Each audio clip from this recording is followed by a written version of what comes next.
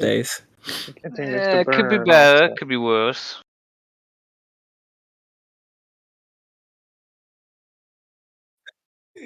Okay. I'm not sure the meaning behind these wise words, but okay.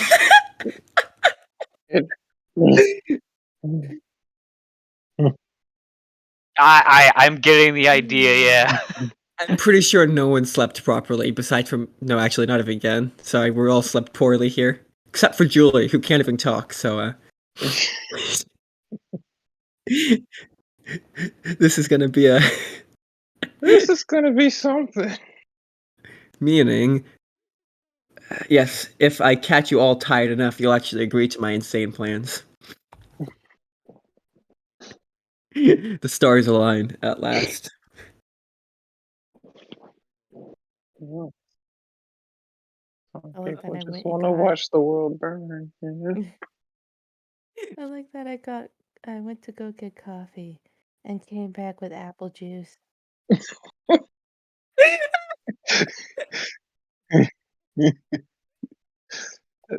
was like at the fridge, I was like, do I really want coffee? Apple juice sounds nice. And then I came back here and I was like exhausted. And I was like, did I really need to get apple juice? I should have Okay. gotten coffee. Alright, as vengeance, you know, I'm gonna be right back. I'm getting juice. Oh.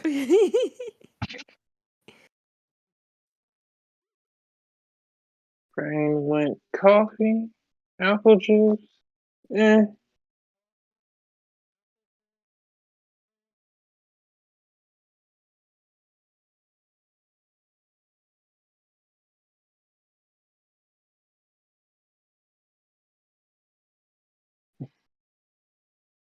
Nice.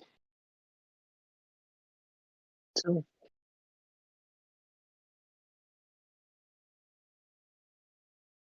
the session not meant to be. So,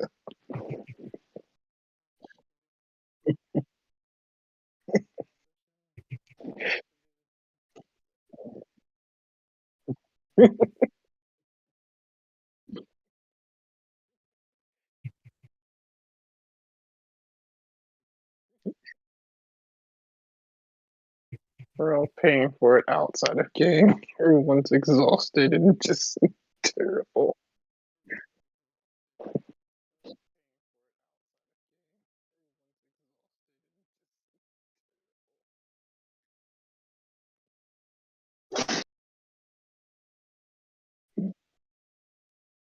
Dun. Are You're you not ready, Eric? supposed to change it up. You're supposed to.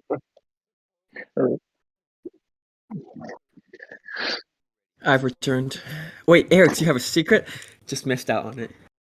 What? Forever in the dark. Corpse juice. You know, I just fucking realized. Oh yeah. Oh yeah. I just realized that my mic was off all this time on my OBS. Let's fucking go. Yeah. Oh, Yeah. that's... Dude, imagine if I went the whole session and nobody heard anything from me. Don't worry, I usually keep it up in the background on stream to make sure things... So fine. why didn't you hear it? Come on. Why? You're not streaming. Actually, you just started, sorry. What do you... It's been online for 4 minutes. God fucking damn it, Terry. I went up to... I had to get juice, man. I had priorities here. You see the juice, alright? That's No, what's no. important right now. To be exact, pink lemonade, but still, basically juice. Well, I can't fault you there. Pink lemonade is. Look, we all have priorities in life. Mine just happens to be liquid form. Is that so? For the moment, yes. Alrighty, I guess, maybe, perhaps. Okay. So is everybody ready for session 34? Yes, no. Yes, let's remake canon. Unless we make canon, I guess. Oh, for fuck's sake. So, how do I tell you this that makes sense? Last fucking session did not happen. I mean, some parts did. Well, no. Let me reiterate. Julie went alone with Callie to have a face-to-face with a rogue archmagi. Everything went well until Julie miscalculated her own ambition and essentially kickstarted the end of the world right there and then. Speed ran it. Out of sudden frustration for her own being and not the fate of the world, Julie messaged Terry that they need to leave and go. And Terry, miraculously with his big brain power, decided to wish upon a star, one of his 3 permanent wishes that he will get in his mortal lifetime, to turn back the day exactly 24 hours back. Which happened successfully. And Terry was essentially brought back at the same moment as Tabby was asking where the fuck Gannon Hannah went. So for whole Terry, it was entirely Groundhog Day. Except this time, he had the wise old Warham lesson in his mind, changing fates and all that. The speech that never was canonized because, yeah. It's in my head canon. But technically, Terry did it a lot better this time, having fucking foresight this time, or hindsight, whatever way you put it. And last we left off, it is about 9:30ish a.m. in the morning at the Marble Pike, your place where you stay. Everybody's at the table and eating whatever the fuck you want, because there's a fucking wisp thing that provides you with all food that you desire.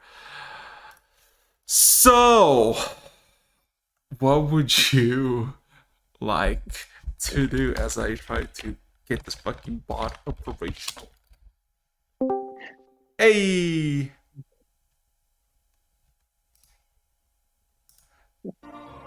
Hey, Alright. let's go. It takes a while. So I believe we ended last session off with Terry giving Julie a look of serious complexion as Terry gets up from his seat and stands and gets to the head of the table if he isn't already. Alright. Not sure how to start this conversation, but this is... I time traveled again. Oh, thank God! I thought you was gonna tell us about your night. We don't need details. How long did you time travel this time?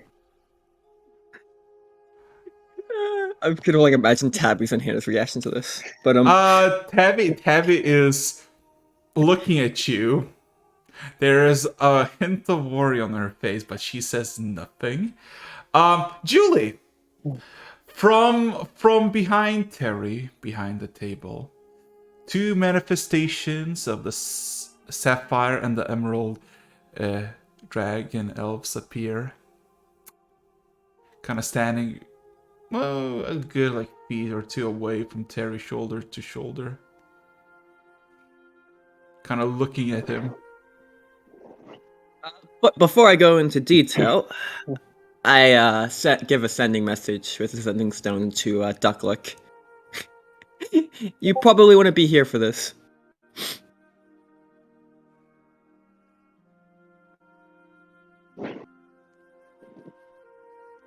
There's no response.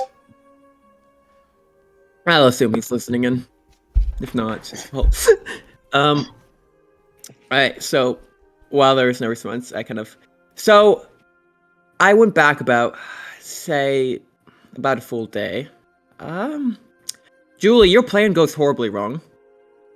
I'm not exactly sure what your plan was, but it goes wrong. So, that just sounds like you're trying to fucking troll me at this point. And how exactly did you go back in time? This time? It's a long story, but it's chance combined with being Terry. And let's see. I mean, he kind of thinks to himself, well, Julie, if you don't believe me, you can talk to the dragons. I believe he looks over at them for clarification. You guys, you're in my head. You know it's true, right? They stare blankly at you. Alright, be like that. I'll raise an eyebrow at them. The emerald one just kind of looks at Terry blankly, and then looks at you, Julie, blankly, and then you can see with your passive insight that for him there's some sort of irony. This whole thing is a joke of sorts, as he slowly starts to break down in a fit of a laughter.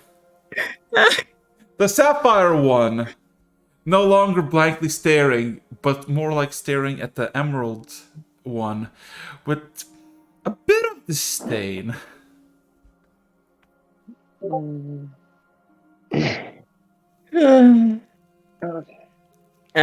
Let's see. He kind of goes over the events in his head. So, Vorum, you go out and get a map. Long and short of it. Again, you go out with Julie on Julie's little shenanigans towards pretending to be a child of Mistra. Stares at Julie. I turn in my head.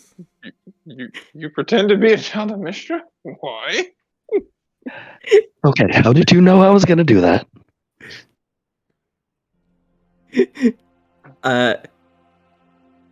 Time travel. Okay. I've And learned Cal- not to doubt Terry. Oh, go ahead.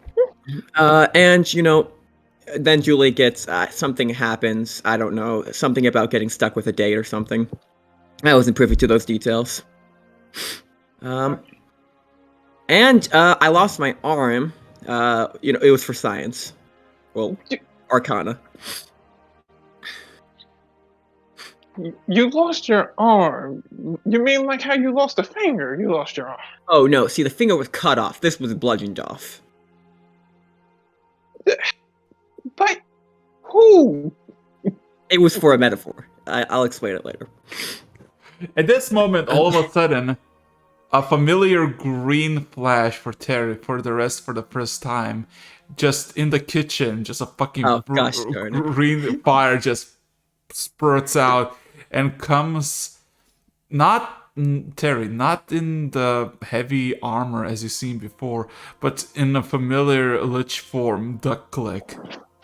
Followed by additional 2 more people, also liches. I'm in trouble.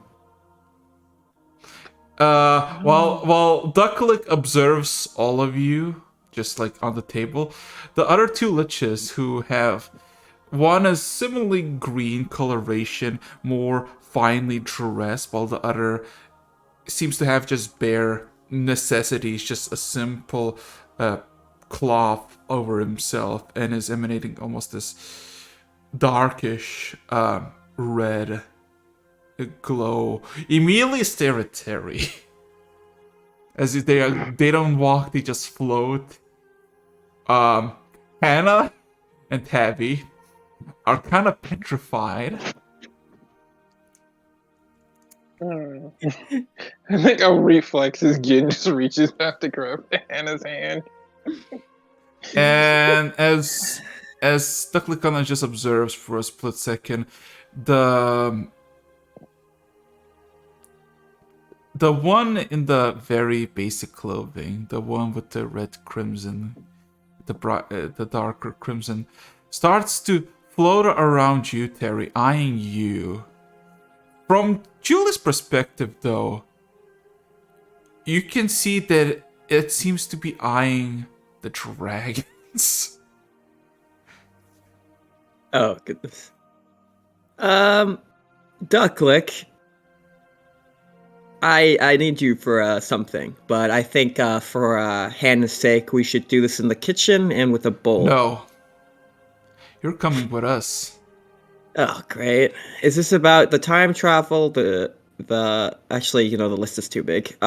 Yes. You'll just have to tell me. Pavel demands an audience with you, personally. Great. You see Ducklick immediately just kind of nods towards the skeleton that is behind you, Terry. Just a slight nod, and all of a sudden you just feel the bone gripping your shoulder, and you disappear. in a occupational hazard. in a plum of reddish smoke.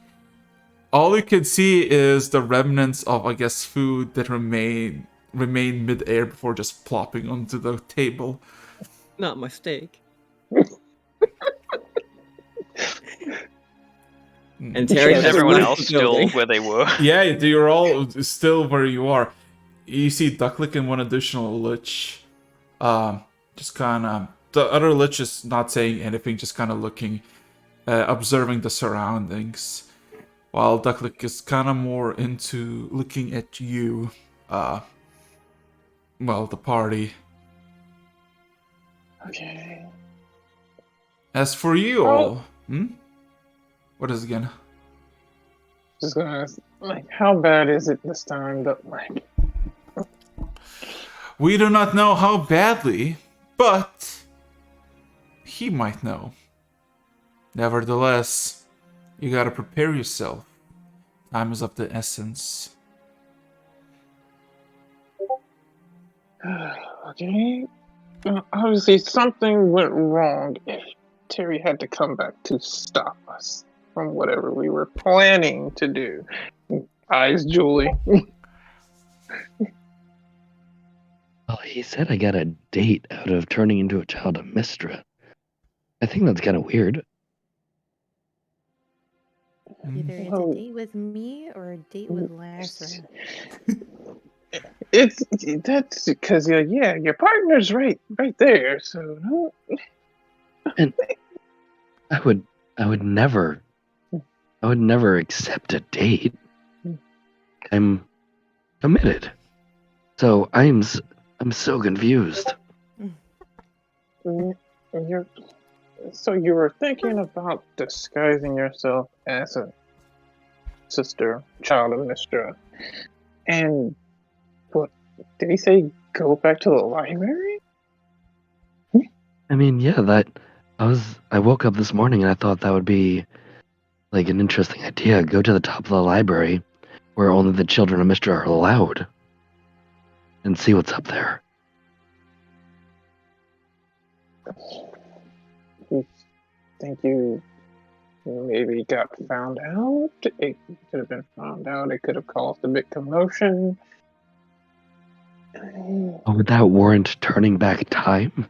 You said I got a date out of this, not that the world ended. Well, I don't think he told everything. I think he had a chance to think. Maybe Callie found out. That is world ending. I know Julie's voice is sharp, but I just imagine Julie Just Vorm in the corner of the room.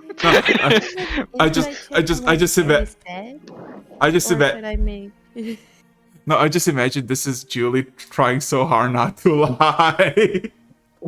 I'm committed. I'm committed.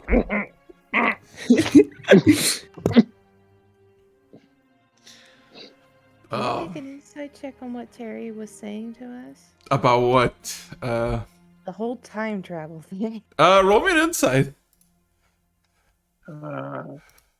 I'll assist on that if you want an advantage. I'm trying to figure this out too.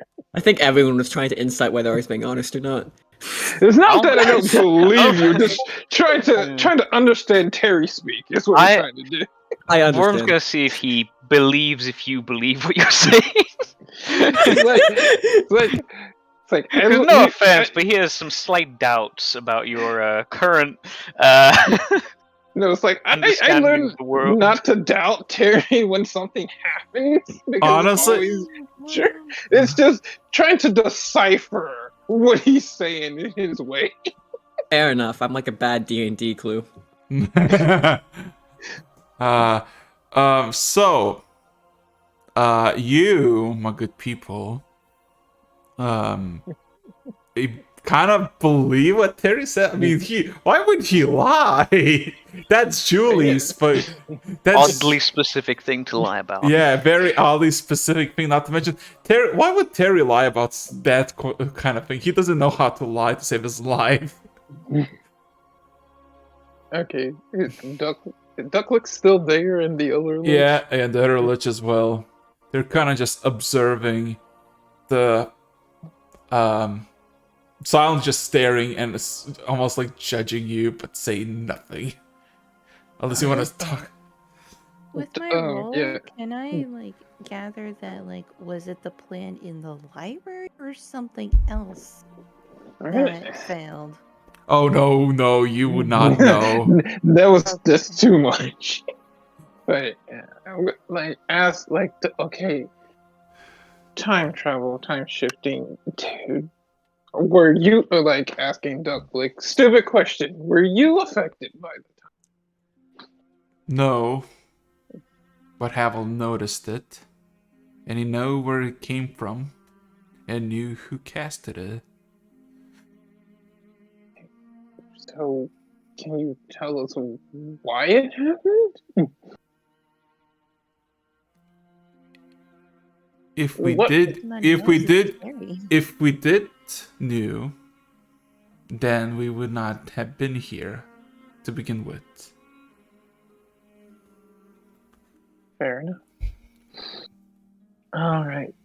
Vorum just kind of lean back in his chair, and kind of look at Terry and says, "So what you're saying?" No, Terry's not there anymore. Oh, yeah, sorry. I've been kidnapped. I kind of just kind of say it to everyone. So what he was saying is that Julie is going to do a bad thing. And I look at Julie. Whatever you're thinking about doing, can you please stop? Okay, well, let's without actually doing this, let's follow. What was your ideas, Julie? Okay, you wanted to go to the library, go to the top floor. Something happened, and then what was your thought? What were your thoughts gonna be after that? Like, if you got what you wanted from the top floor, what were you gonna thinking next after that? If I got what I wanted from the top floor, I was going to use the knowledge that I acquired up there to confront Kurian directly. I was going to kill him myself. I didn't want to put you guys in danger, so I was just going to go alone. Okay. And I was going to take care of him myself. Kind of places a hand on the table. Wait, you were going to go? I know there was a plan to use you as bait to lure him out, but you were going to go on your own to face him?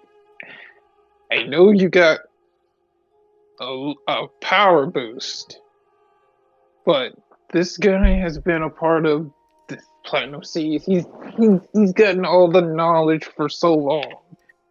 Pretty sure he'd still be a match for you. He's a coward. He's a weakling, and the only reason he's made it to the top is through poisoning those above him. He's nothing. I know I can take him. You don't comprehend how strong I've become. Yes, but that doesn't mean he And doesn't yet- have powerful friends. Terry told us that he was there with the assassin that killed his sister and then decapitated him.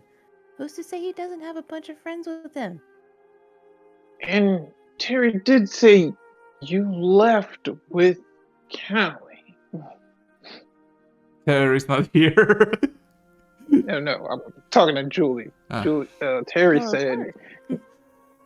you left with. Terry's getting debriefed by the timers, you see. Oh no. But what if that's the thing? Like Gid's trying to put it together. He's like, what? Because I you was gonna left use- alone. I was going to use Callie as a contingency. Make Kurian a bigger target for me to hit even harder. Maybe that's what maybe she died. Callie, you can't come with me. You can't go alone at all. Like, Like, if you think I'm gonna let you go in that dangerous situation alone, you'd be dead wrong.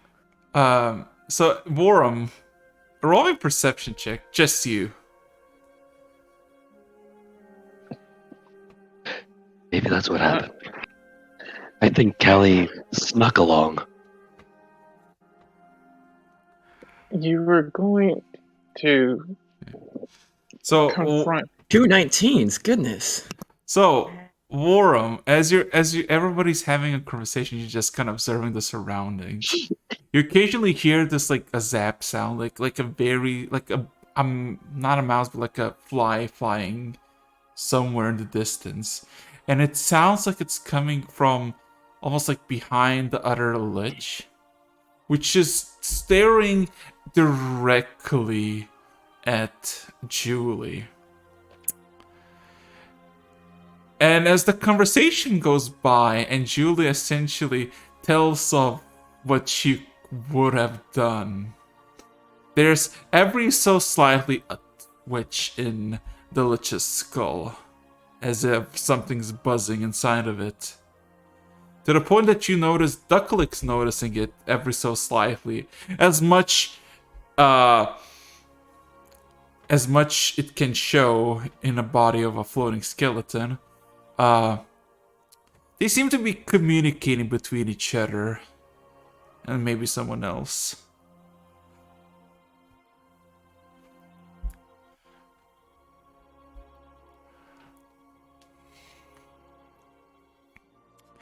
So, Well, in the interest of not having us incriminate ourselves in front of people who could probably vaporize us, due to just like the positioning of where we are, Julia, are you looking in Worm's direction at all? He's kind of off on the side a bit, not really in the middle. I don't know if you can see him. Since it's Ken that's talking to me, I would have been looking directly at Ken and glancing over at Callie every time she mentions Zoltan. Because I'm gonna kind of just try and catch your eye subtly, if I can. Would I need to roll anything to do that? If I'm trying to be stealthy about it? Sleight of hand. Sleight of hand. With advantage. I just imagine you pick up the messaging stone. Hey, Julie, stop it! I mean, No. I'm trying to be I know. calm about this. Yeah. Julie, as you basically have this conversation, you all of a sudden just see Warham twitching ever so slyly, almost like having a stroke or something. But then when you pay attention, he seems. I can imagine Vorm's like trying to sip his coffee, and he kind of just like he has a spasm. And everybody just kind of Well, when at least Julie looks over, I'm gonna kind of just nod at him and then tilt my head over towards the two liches standing there. And I'm gonna say, we should consider very carefully what we say. We don't want to go off spouting theories about what could have happened or what we might have done. We need to be careful and consider this with caution. Whatever disaster has occurred, we must avoid it. And we mustn't cause any other problems in our efforts to avoid it. And with that, he's gonna kind of just nod. Okay. The lich that is not Ducklick just immediately glances over you, Warham.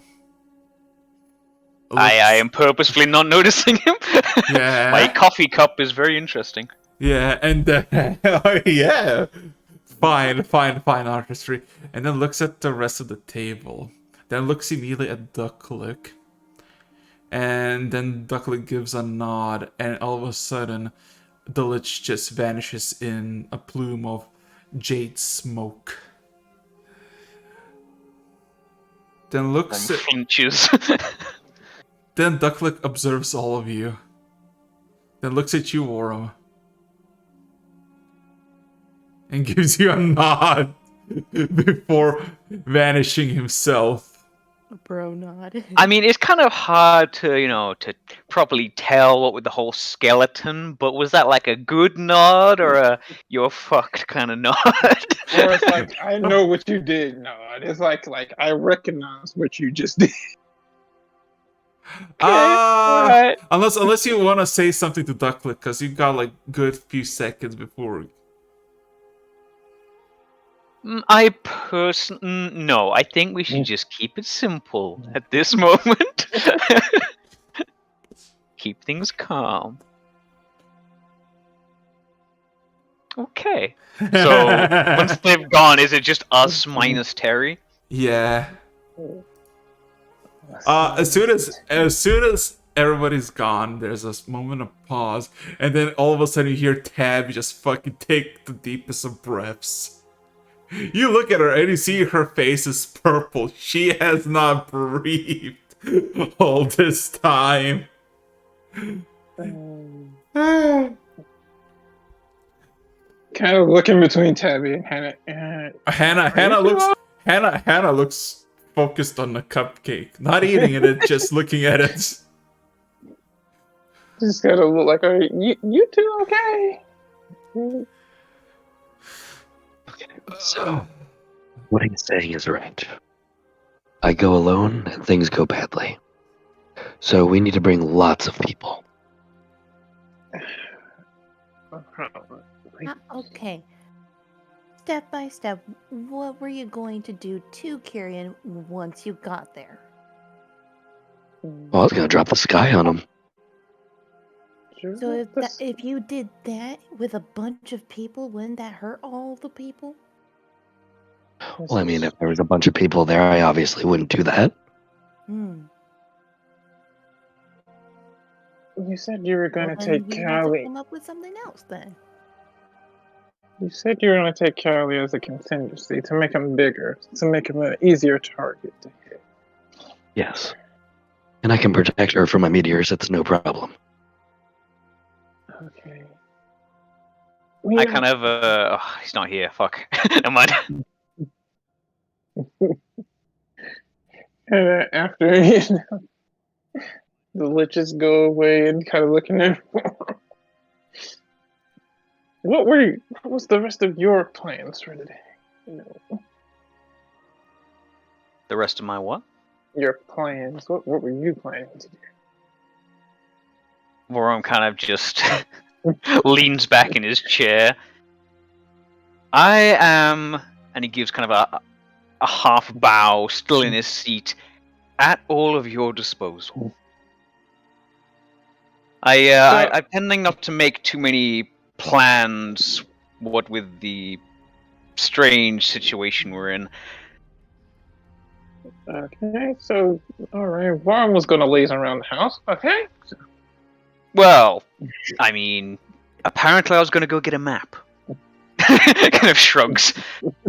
I don't think that is the cause of the disaster, but It just helps to know where everyone moved. We know something Julie did, but it's nice to know where everybody else was going to be at the moment.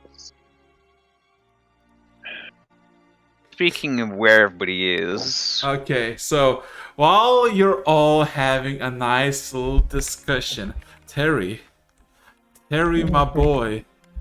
Terry, you're going to the time agency. Yeah. So, Terry, at the cold lich's hand grabbed your shoulder and you plucked and vanished. The second thing you sense is a airy sensation buzzing through your skull and then a pop in your eardrums. I would like you to make me a Constitution saving throw. Right. That sounds not pleasant. Oh, it definitely isn't. All right, 1 second. I think it's 11 plus. I just need to make sure. Oh, yeah, it is.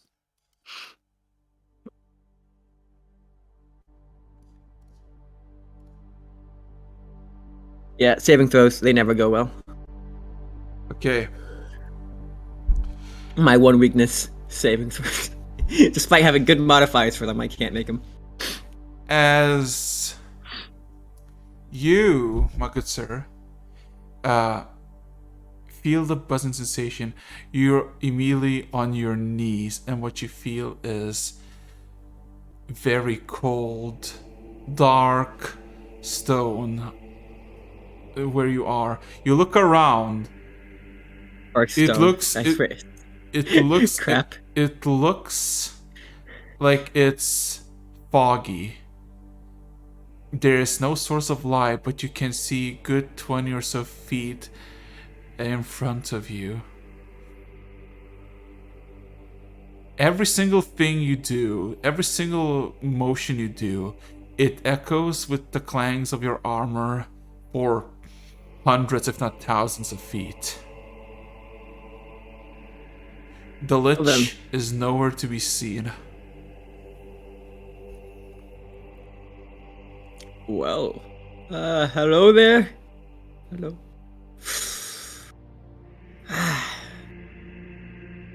Well, this, he looks around, sees if, wonders if the dragons are still with him at the moment. Roll me a perception check with advantage.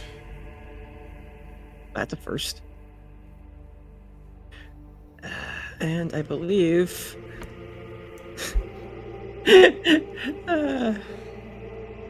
that is still a 0 modifier. Let's go.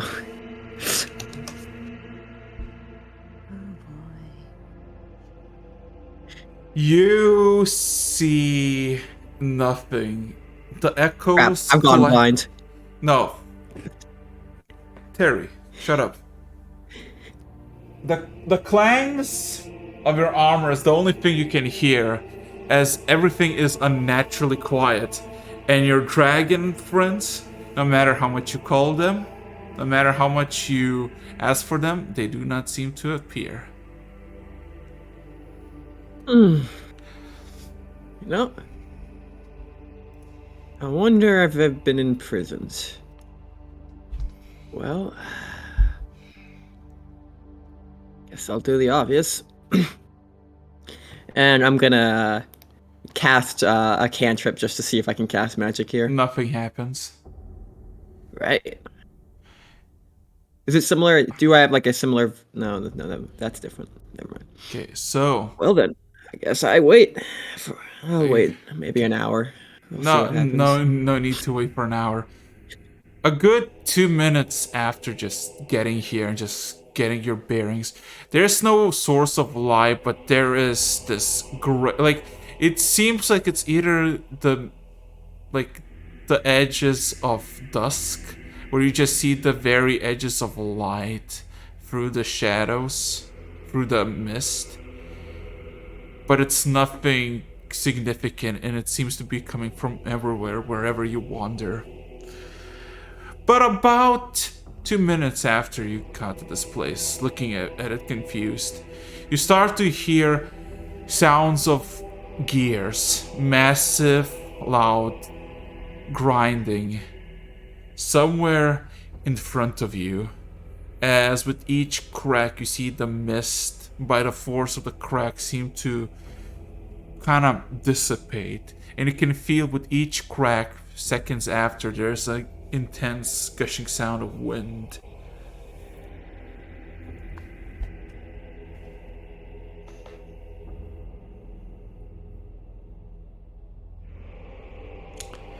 Is there anything you'd like to do? Kind of like, I don't think there's anything I can do. I guess I'll walk towards whatever's happening. That's the best I can do at the moment. Roll me another perception check. Heck yeah. Fucking god. You literally see nothing. You are walking on dark stone through dissipating mist into an endless nothingness, following the sound of these loud booming sounds of gears turning. To be fair, I'm usually surrounded by people with true sight. It's not normally my job to do this perception. But yeah, no, this. So yeah, you walk, and you walk, and you walk, and all of a sudden, you don't know how much time has passed, but you would estimate 2 hours maybe passed. Just how you feeling, you don't really know with your perception.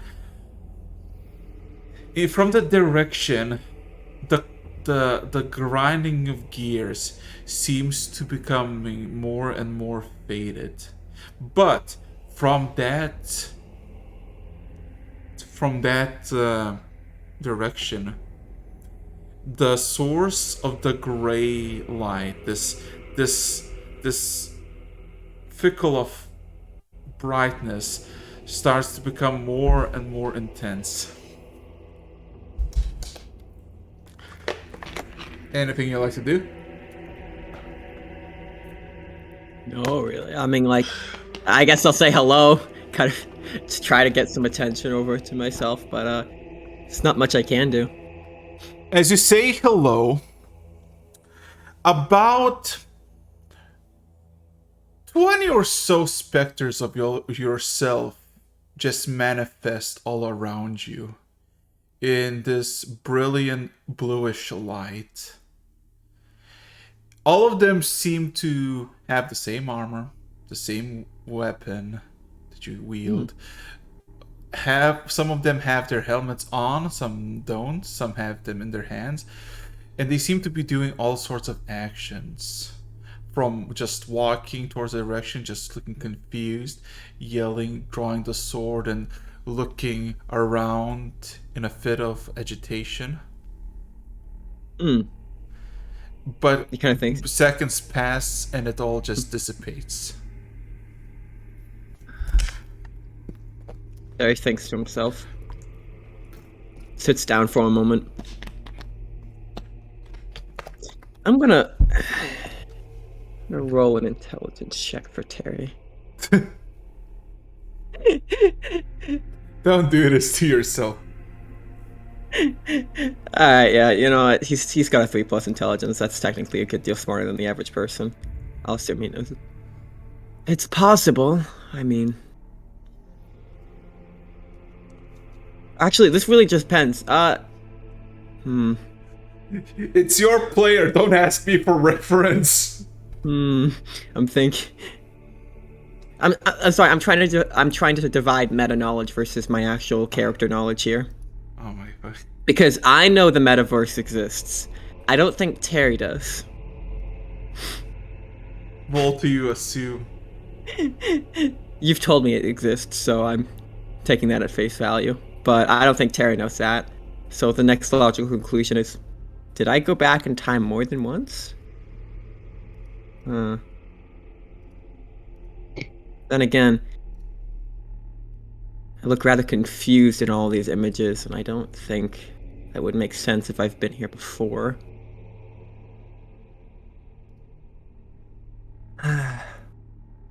Well then, it didn't seem like anything they were trying was working. Confused as well, let's see. I am going to... Does it seem like my innate magical abilities work here? No. Alright.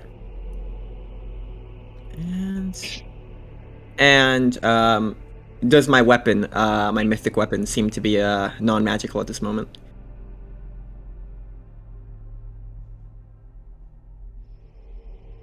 What? Does my mythic weapon seem unmagical at this moment? It seems like it is. What do you mean? How do you decide if it's magical, Terry? I'll poke myself with it. It hurts. All right, still working. I don't know. I wonder if the sharp polearm's still magical. Let me just stab Well- myself with it and see what. Oh, if it wasn't magical, it would- Stop doing meta knowledge on yourself. No, anti-magic. No, anti-magic. Anti-magic fields don't affect mythic weapons, so I'm trying to decipher if this is an anti-magic field or is this place just devoid of magic altogether. Oh my fucking god. I don't want to use meta knowledge, but also Terry. Let me. Okay. That's not meta. That's not meta knowledge. We already know this is a thing. Yeah. Yeah. This is Do something, Terry. Do something. There's nothing I can do at the moment besides for like walk and ask. So I mean, I guess I'll just continue to where that noise was coming from, and then continue to just kind of echo out for a bit. And if nothing happens for a bit, I'll sending stone and see if that works. Probably won't. Okay, roll me another perception check. I really hope you did not build this entire encounter expecting me to pass a perception check. No, I did not. You did learn nothing from last session, yeah.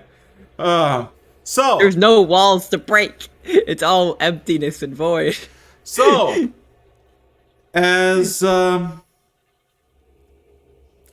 But there is a floor I can break.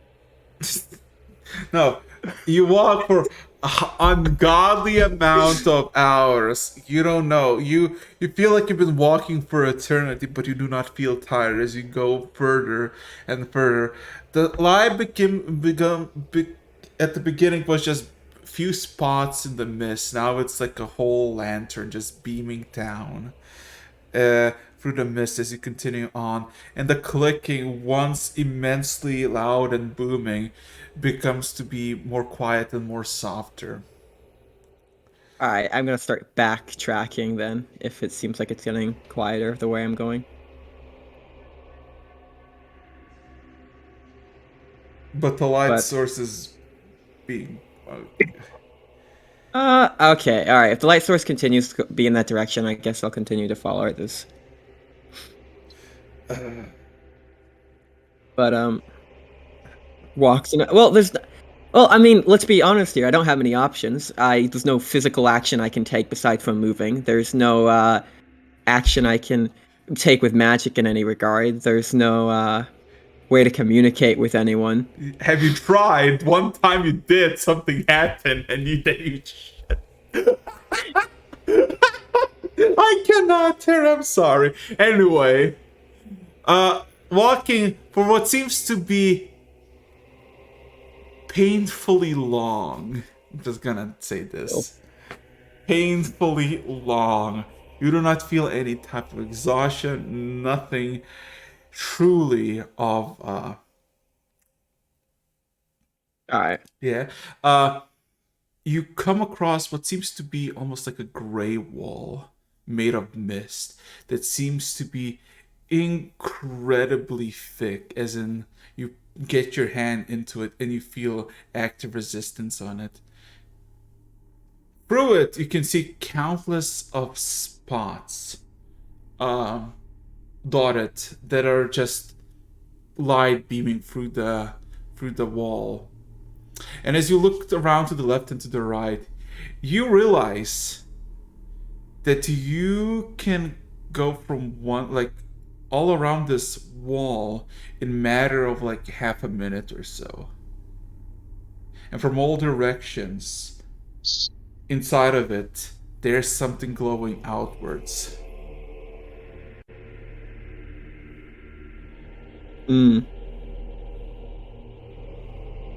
I'm gonna throw out another, hello? Anyone there?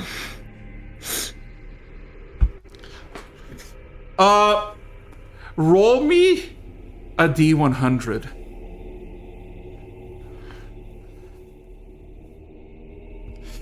$72. So, what you see as the echo calls out, you see all around the circle manifestations of yourself, but this is an odd one. You see yourself, but as a great angel, you see yourself as in different clothings, in different weaponry, with different companions even. You see yourself as ascended in several ways, from angelic to demonic to elemental to something like Julie is. Does seem like a Terry situation.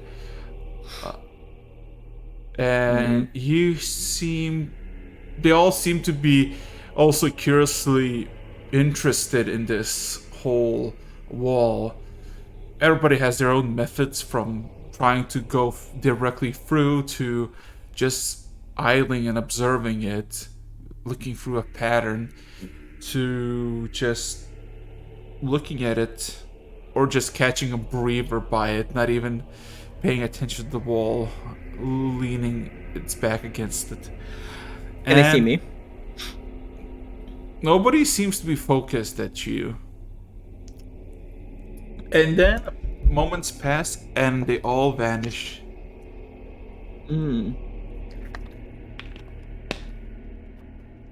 Alright, let's repeat.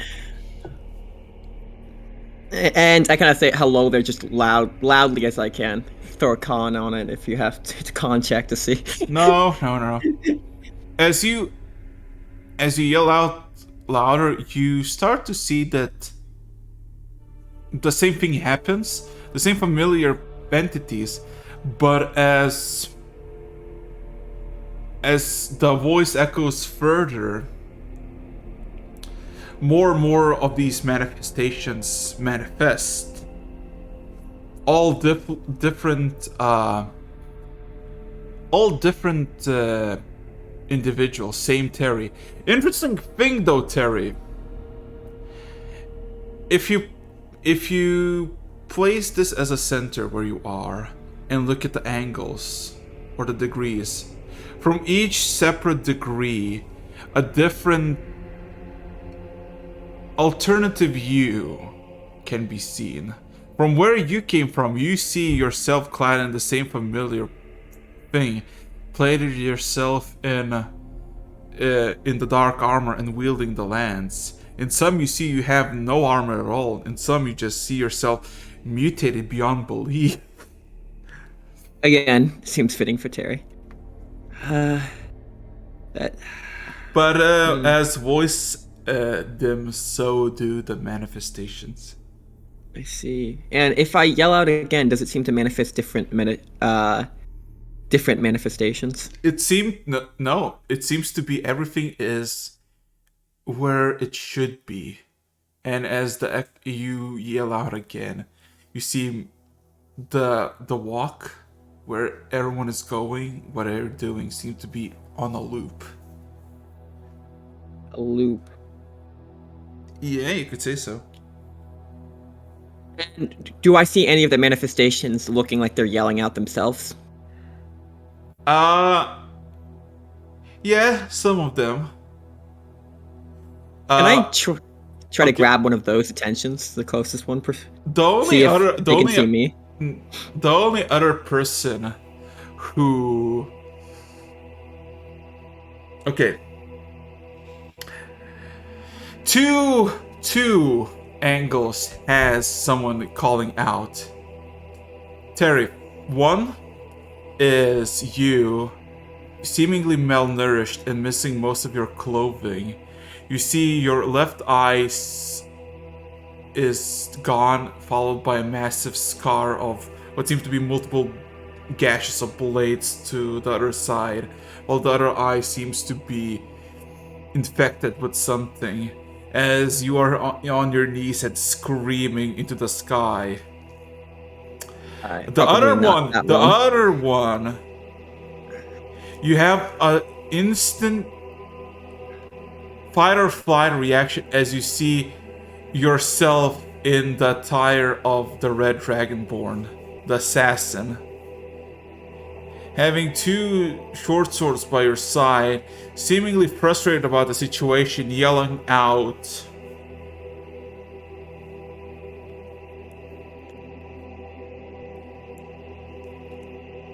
Mhm.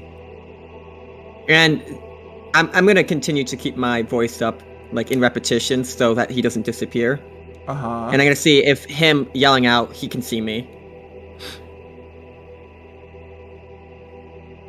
He looks at you and glares at you. Looks at your armor, and then he just vanishes while you are continuing your Son of a bitch. yeah. Well, actually, no. Son of a great person. Honestly, I'm just kidding.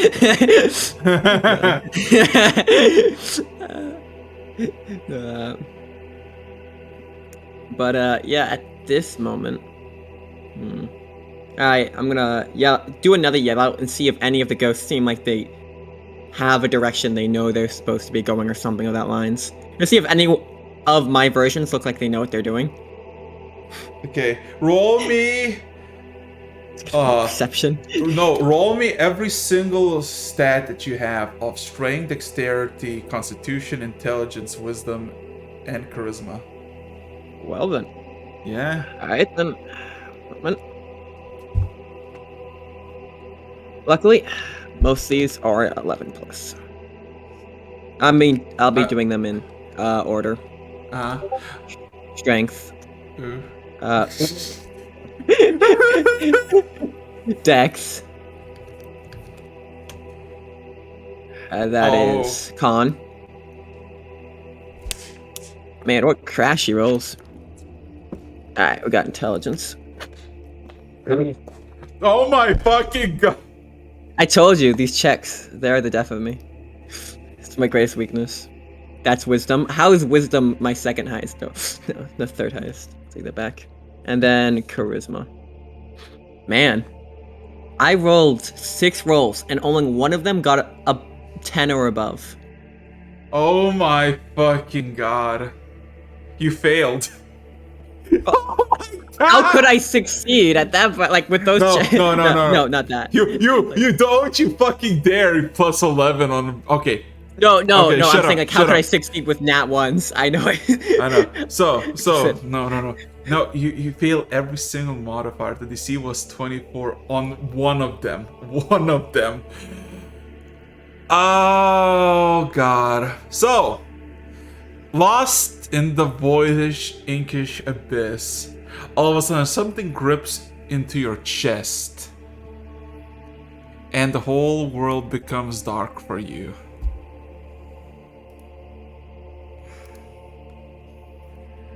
Ah, Terry, my boy.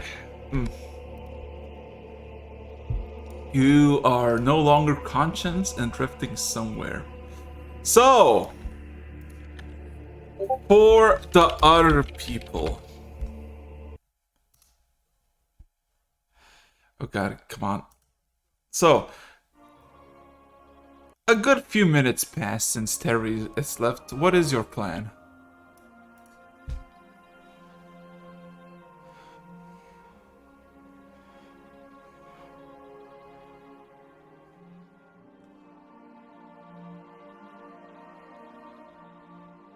What's our plan?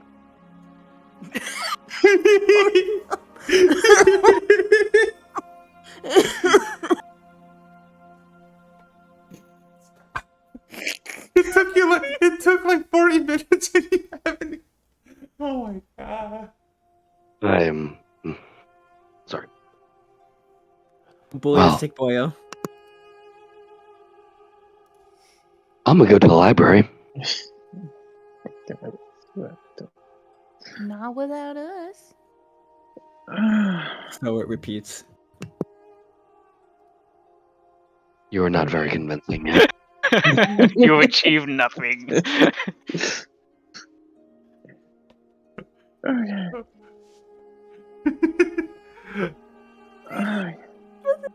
So I mean, so as you're idling, figure out what the fuck to do for a good 5 minutes. All of a sudden, a familiar green flash appears. You see Ducklick, followed by a floating body of Terry, kind of hanged midair. as Ducklick just kind of floats next to you, and you see Tabby has this very concerned look, but does not speak up. Does anybody else wish to speak up? Wow, what did you do? What happened this time with him? Nothing. Nothing that he needs to be concerned of, as he kind of He calmly... might not be concerned, but we are very concerned. He kind of plops Terry down on his back on the ground softly, and then kind of the sensation of something, the force just kind of lets go and just puts him fully on the ground.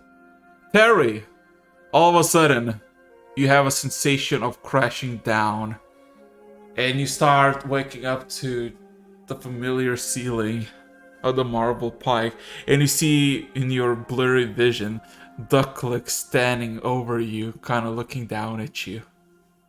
And then Ducklick looks at you, Julie. Hello. You shall not go alone. Your hastiness was this world's downfall, or yet you so... You know, if you were gonna go fishing for information, you could have just asked. Oh, what has been done to you? It's more severe than just information gathering. It's always more severe. Could you elaborate, Ducklick? He's still on the ground. You were in the presence of a entity, the first of our kind, who has been a lich and a master of chronomancy for over a millennia and a half. Do I need to tell you why? Did he forget how to hold a conversation? Never mind. I'm not gonna push my... Sorry, yeah, no. Sorry, last overwhelmingly powerful being I met just left me terrified. It was... Actually, this is the third time now. Mm-hmm. Right, sorry. I need a moment. Just leave me here for 5 minutes. So Ducklick looks at you, Julie. A trap was successful enough, but your lack of coordination doomed the assistance party, and their blood was used to sacrificially tear the seal open, releasing the dragon into the world. Oh, You caused the downfall. I mean, damn, Julie. Damn. I know you like to have a powerful impact on people, but god damn. Julie. Listen, it's bitch. not my fault You owe that me they one. can't handle a meteor storm coming from the sky. Wait, what? Terry, Wait. Terry raises his hand, points to Julie. Listen, bitch. You owe me one.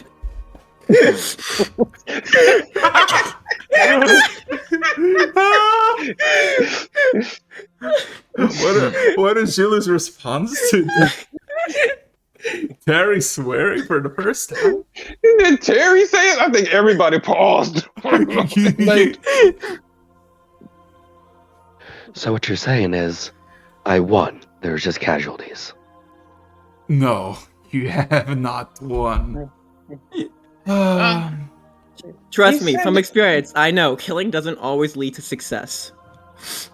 he said that you killed the people that helped, and they ended up being the sacrifice releasing Paranama. That is correct. You killed How everyone. did you figure that out? I didn't know that. But I killed Corian too, right? Julie, He shakes. don't- He shakes his head. Joey? He knew We're- how to. Well, He everybody but him. Basically. He most likely know you well. After all, he did pick you for the prison for some reason. Maybe he knew of your hot-headedness and being a bit too straightforward. But when somebody plays into your role, thinking that you have the upper hand, you're so easily... And he kind of pauses, looking at Warham. This party needs more coordination. And it kind of points at you again. You will lead. Well, Poor Ken. Havel to conclude it, if anyone needs to lead, it is you. It is unlikely that none of you will follow each other's orders, but if somebody needs to give them, you're the person that the most will follow. I'm okay with getting veto powers. Terry says as he kind of puts himself leaning against the wall at this point. Not in a cool stance, kind of just supporting his weight at the moment.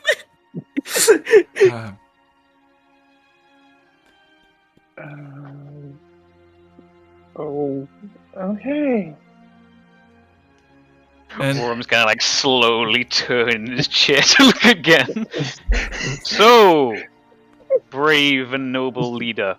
He kind of face palm. What is your commands, my lord? I give like a little bow in my chair. Okay. Alright, Okay, Lord. again. Hannah is looking at you with admiration now.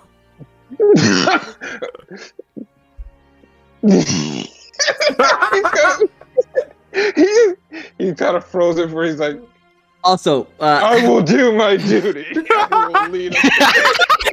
Yes, the inspiration. Oh my. Alright, well, great leader. Can you grab me a knife? Lecter, a moment in the kitchen with the bowl, please. Why do you need a knife? I don't want to explain it in detail while Hannah's in the room. Okay, I'm just saying. I'm gonna just post this. This is literally Hannah's reaction to you.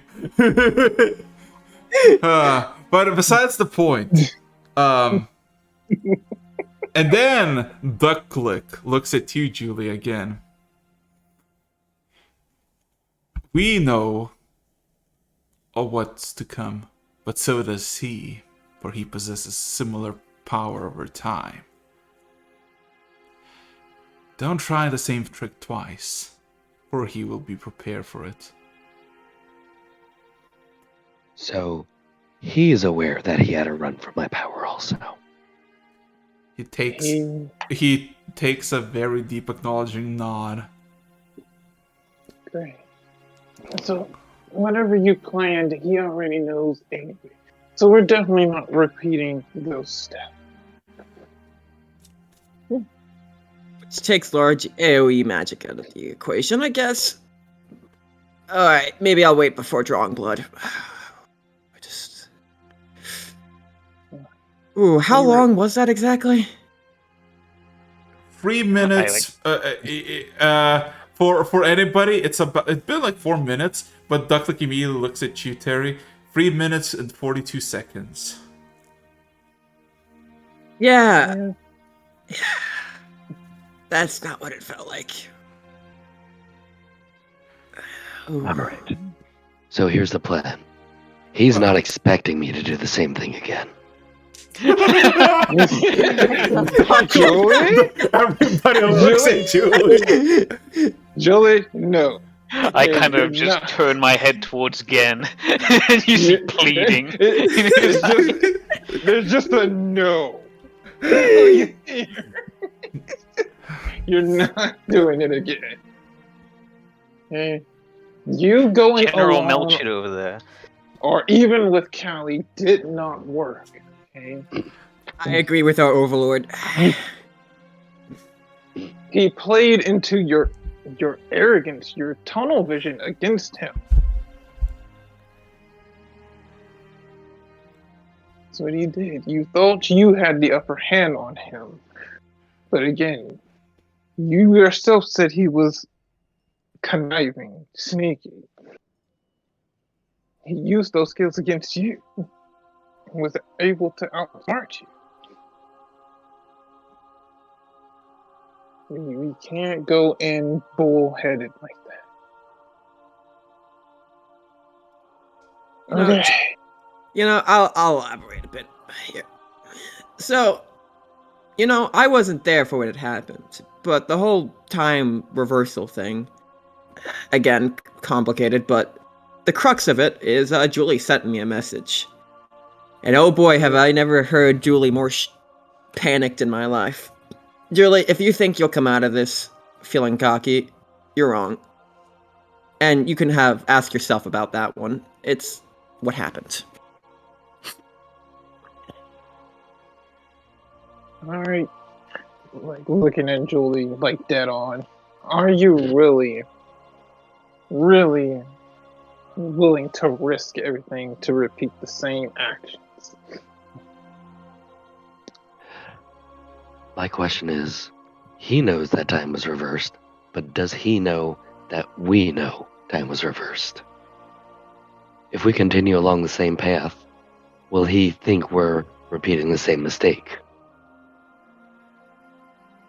If I make the same moves I did last time, can we not all show up this time and surprise him? Vorum is like got his head in his hands, and he's having flashbacks to the dwarven World War I trenches. And he just kind of he literally does the Sean Bean looks up. One does not simply do the same thing again, but with more people. It tends to not work as well as one might imagine. And now you think that doing exactly what we've done before would be the last thing we'd do this time. No. Let's look for other alternatives, if possible. We can keep the full frontal assault on the prepared and waiting enemy as a backup plan. It's like doing rock again after doing rock with rock, paper, scissors. What's wrong with you? Okay. Ducklick looks at you again. I hate your logic. Darius logic versus Form's logic. Ducklick looks at you again and says, consider this your trial. If you succeed, you will be welcomed. As for me, the bracers need to be completed. Wait, Ducklick, on that topic, for goodness sake. Last move between our little time zones, I had made a small liter or 5 blood donation because quite a lot of the infection that you're researching at this very moment is within my blood. That I know. Yes, and you took it last time. And I was going to give it again, so you've had the same tools as last run.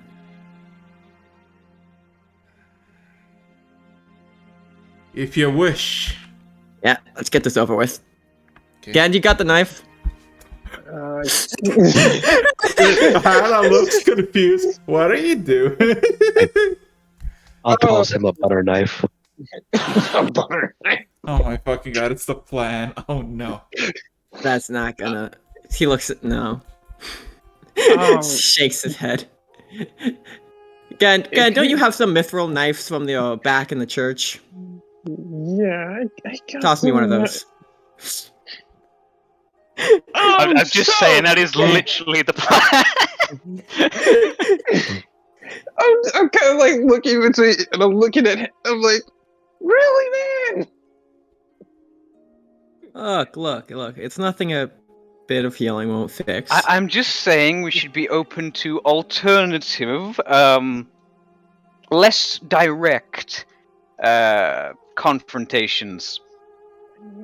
You have to give him blood samples because the infection has gotten worse. Is that what you're saying? Yeah, it's probably worse than me overall. I've had it for about the same time as you guys, but the trauma's kind of gotten to me. Callie raises her hand. Yes, Kelly. Yes, I still Kelly. think we should go to the library, though. Right. Can we get this over with? Thinking about it's making it worse. No. Okay. Hear me out. When we were there last time, we went to search information about Kyrian. And we found out that little bit about him being a coward and poisoning people and yada yada yada. But we found a book that was empty. And we showed it to Vorum, and he made a strange reaction. Yeah, it was a strange reaction because you called me halfway across the city to look at a blank book. No. Ducklick Strange immediately looked. reaction. Where's Wackus Bonkus? No. Ducklick immediately turns to you, Paul, and Cal, and says, "There are no empty books in this library." From what we found, there was one. And from his strange reaction, I don't think it is. I'm going in the kitchen. I'll be out. And Terry leaves. 8 something. You look like you're gonna pass out. What? Okay, Callie, Ducklick looks at you, and he looks for a second too long before continuing. What did you look for? Books about Kurian.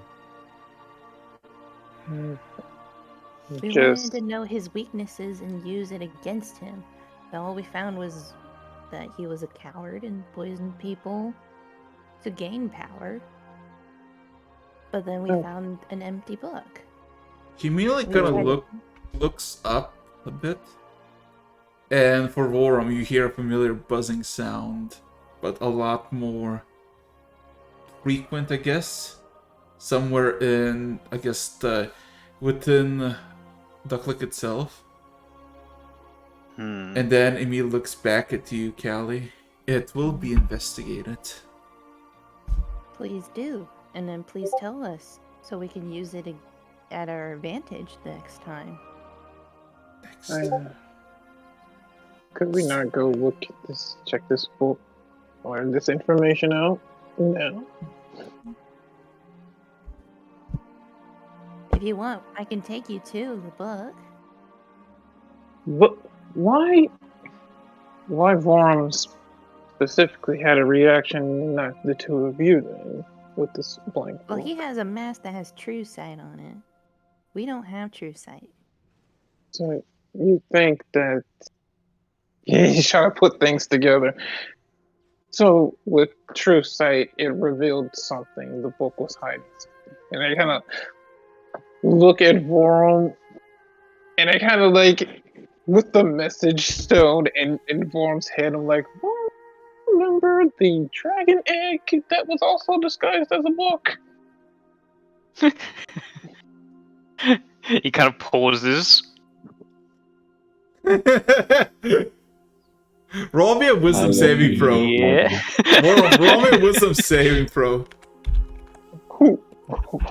Wisdom save. Okay, what is my... Alright. Oh my god. For a split second, you're like, wait a minute. And all of a sudden, you remember, for a split second, in the bookcase, just an orb where it used to be a book. I'm gonna stop, and I'm gonna turn and go, we sure it was a book? Yeah? You were looking for a book. It was a blank book. It's something that is being hidden, then something is hiding what it is. Or maybe something within it. Maybe, aren't there spells that can, like, make things unseen? Like, make a book blank or say something that it doesn't actually say? Ah. Magic shit. Mm-hmm. Okay. Illusions can He be kind of very just powerful. holds up his hand and waves it. He goes, yeah, go let's go look at that book again. Maybe not touch it. And he's putting this together simply from the fact that he saw it and then he touched it and it was a book and he thought. So he's kind of, yeah. Let's go have a look at that again. Sort of like touch transferred base, right? I'm just kidding. With his rudimentary understanding of magic. Like, Ducklick is still there. Like, I think. Yeah, he's observing this conversation. So I'm gonna look at him. So is that okay? Can we go before it's taken by someone higher up? We have spells to help them, just in case. And if it does somehow, like, want to control them, I don't know what it's gonna do. We'll be there to help them. But I kind of say different sales pitch. We are the cannon fodder. Yep. So your important friends don't get harmed. Yep. So you're immortal, like couldn't be harmed anyway. People. I kind of point without even turning my head. I point again and go, "Shut up." He doesn't say it's all. He is just.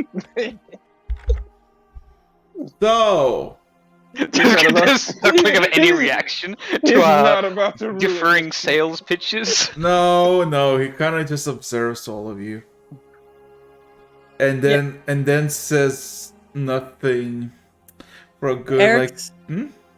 how much health do I lose for letting some Bloodletting. letting blood?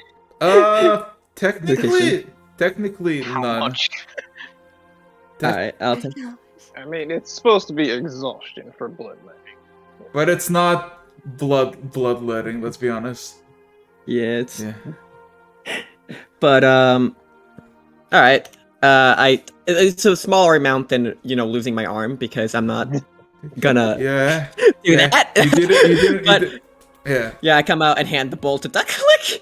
I see you come out, my hand that goes over Hannah's eye, like immediately. Okay. What the hell, dude? Okay. So as Ducklick looks at the sample, then looks at all of you and says, "Then do not dally, for you got about 30 minutes before, with or without you, the book will be investigated." You have I plenty. kind of like stand up with Hannah and turn her away from the blood. I'm like, let's go, 30 minutes. I leave you alone for 5 minutes. And you guys are talking about books, man. Conversation's going. How dare we educate ourselves? How dare we figure out what the fuck went on that almost cost the end of the world? Yeah. All right. Well, you needed me for anything? I think you've been through enough. Take a breather, you know? Right. Terry kind of like slowly makes his way upstairs. He's gonna take a small nap.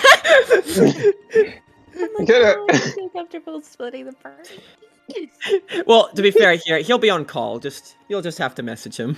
He's just going to take a nap. And then, it's like, I like watching him go upstairs, and then my eyes just travel over to Tabby. Yeah. So. Yeah, Tabby- he kind of plays up. Sorry, Tabby, gotta cut this short. Okay. Work calls, occupational hazards. Oh my fucking god. So yeah, Ducklick vanishes, leaving you to go, I guess, to the library, right? Mm-hmm. So, with fast enough pace, it takes you about 15 minutes. You get entry easily enough, and in a few minutes, you are in the familiar corner that you've been previously, where you got a bunch of books with the Archmagi. Again, if I remember correctly, you also have True Sight, right? Yes. You immediately spotted You're like, okay, this is a bunch of like very nice books, you know, very, very organized, everything, and you just see a fucking eye staring at you in the bookshelf. I just kind of point with like as the books are being gathered. I'm just like, is that it? Yep. That's not enough. Just twin like his Can I head. see it as the eye anymore, or is it still a book? No, it's just a book. Just a book. I'm not touching it anyway. I'm like, guys, that's not a book. That looks like a blinking eye. It is staring at me, guys. It is looking at me. You think I could beat it in a staring contest? Wait, no, we don't have time for that. Okay. We don't have Terry too much.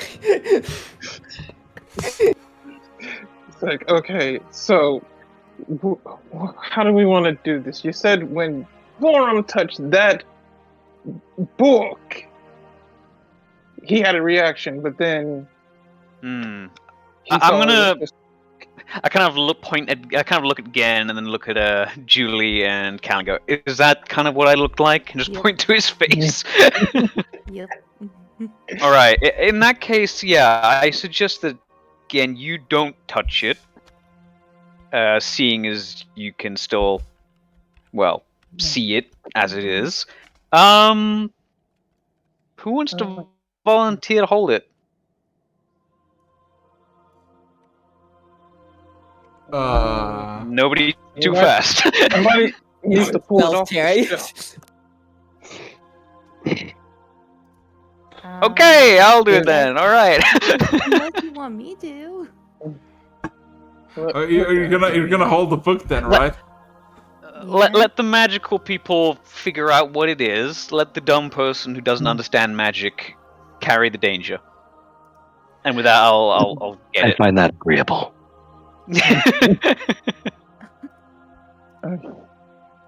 That is a noble sacrifice. When he grabs the book, is the eye moving around, or is it still? Yes. It is literally like a tiny eye of Sauron, except the iris is slightly yellow, and of course the rest of the eye is purplish. And As he reaches out, I will give him bless and bardic inspiration.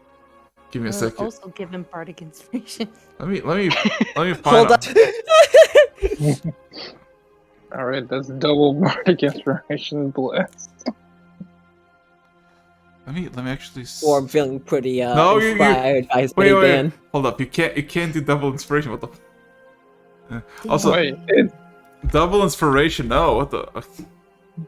Also, this is how it looks. Blink, blink. If I like open it and kind of flick through the blank pages, what am I doing through Gen's eyes? Through Gen's eyes, you're essentially You're playfully smacking it. No. You're holding from his perspective, you're holding in your hand that you hold the cover, or I guess the back cover of the book. You hold the eye, and you're just flipping through nothing in air. you're just kind of waving your hand, and it's kind of. And while you see Gen, it's looking at Vorum and its fingers as it's like goes through him, and then occasionally like glares immediately at you again. Guys, it's staring at me again. I think it wants a staring contest. Has it blinked during any of this time? I mean, it's blinking at you while you're waving your hand through it.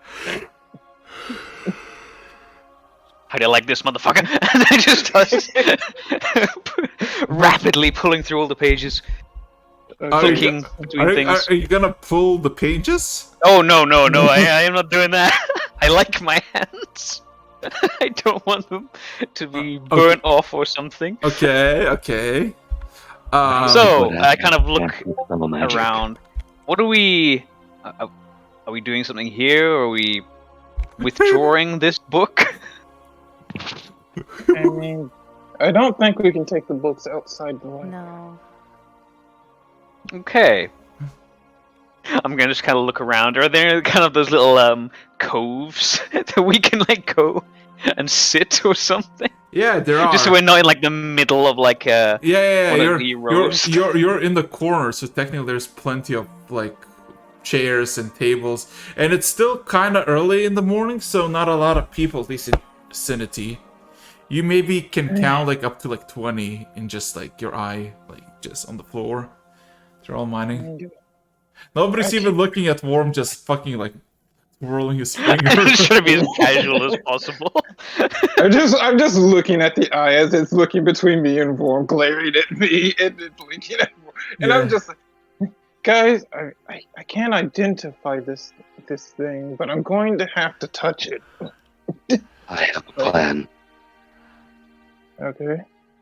I'm listening. Those usually end badly, as I mean, Terry said. we will take them into consideration, all plans. Mhm. So go ahead. This is why I'm running it in by you guys first. Mhm. You can filter it out. Trying to give you a chance here, okay? So, what if we bring someone in that actually knows magic better than us, that we don't mind if they get hurt?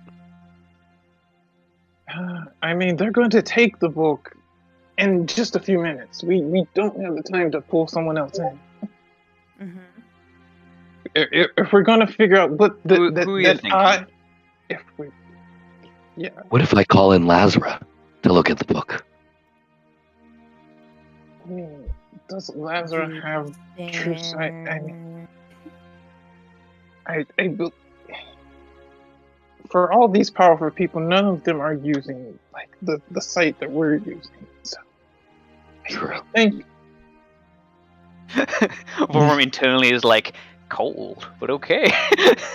well, I mean, it took us to bring it to their attention, so like, and we don't have the time. Like, time's ticking. We gotta figure this out. And if I'm going to identify it, I'm going to need at least 10 minutes. Julie, Well, if we Bless put it him. like that, I can inspiration him. do Yeah. I give him bless, and you can give him inspiration. Mm-hmm. That's going to be a save, right? Bless works on ability checks.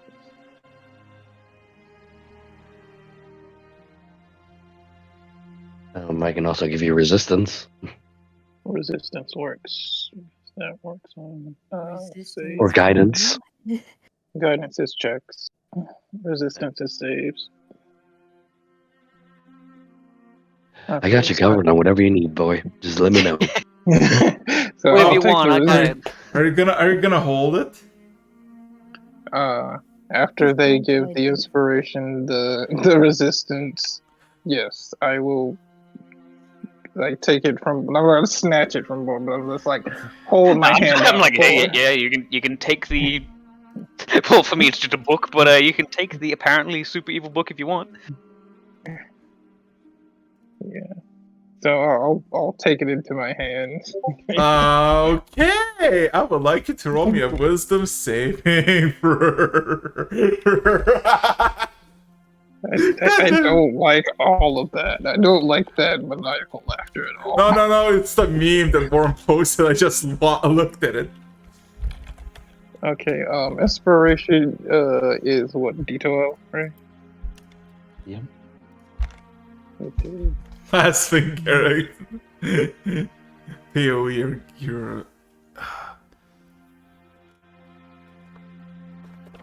Wait a minute.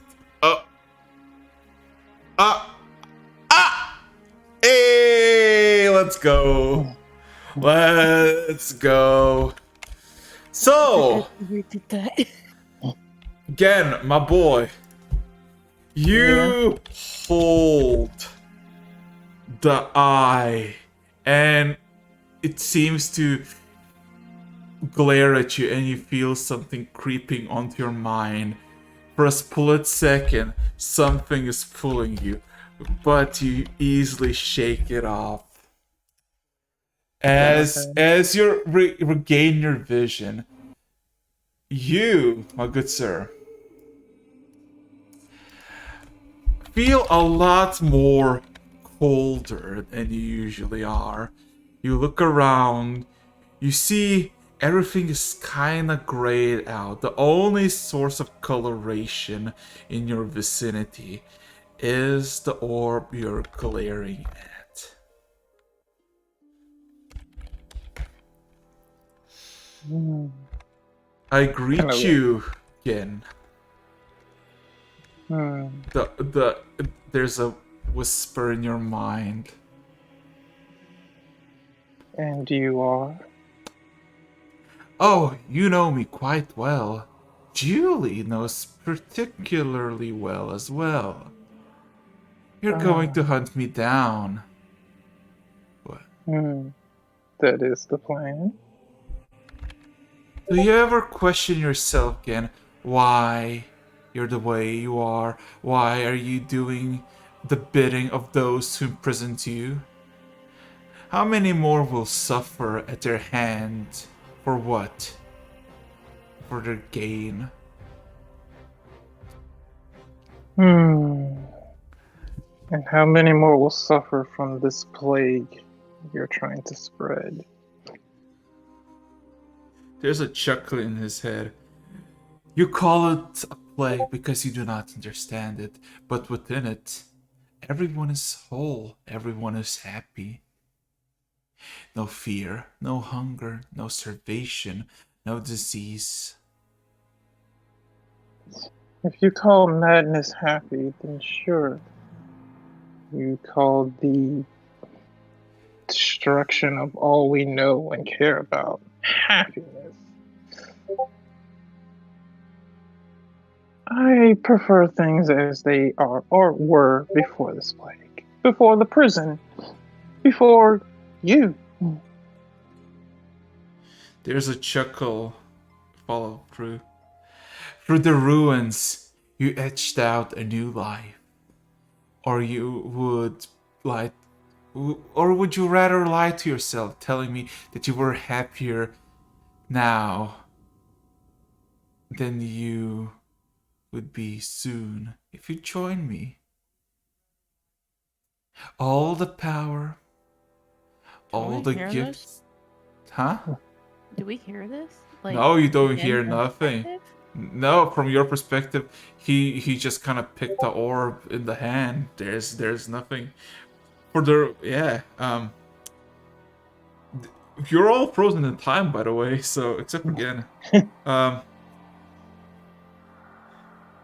yeah, but the eye continues. Our Gaskurian continues. No matter how long you live, everything will come to ruin. You, your loved ones, your descendants, your cultures, your humanity. This entire world will crumble, but the stars will remain. Why not join them and be eternal with them? An eternal star. To live forever and be lonely, miserable.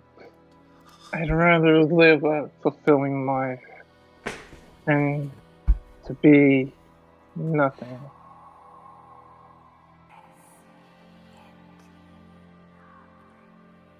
Ah, foolish little elf.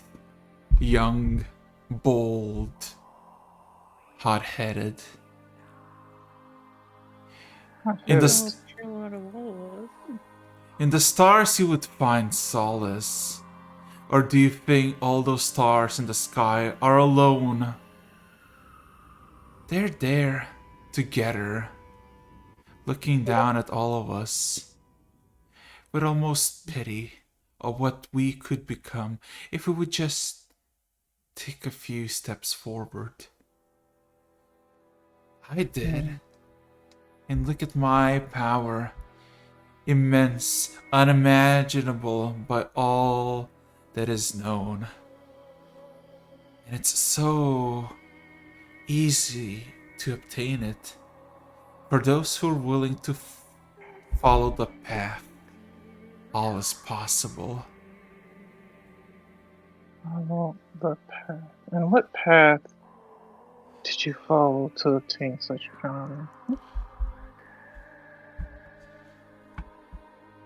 I follow the path of Paranama. Its whispering voice. Its gifts of immortality. I embraced it. For truly, I did not know what it possessed.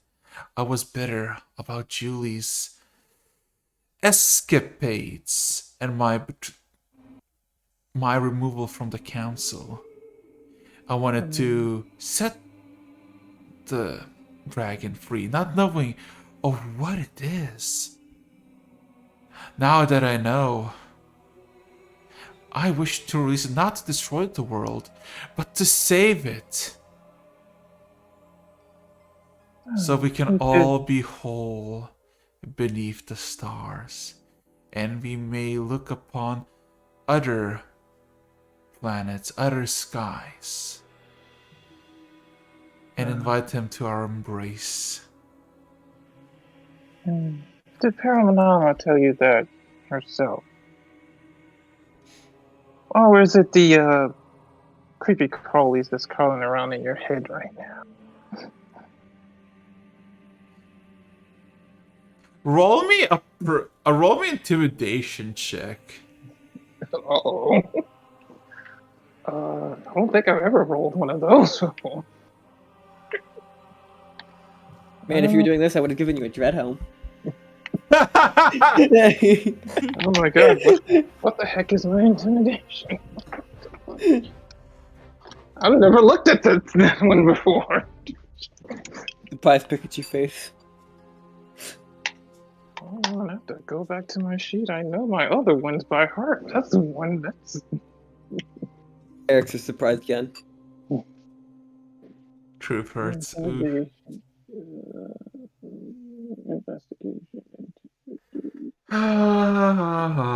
Okay, I gotcha.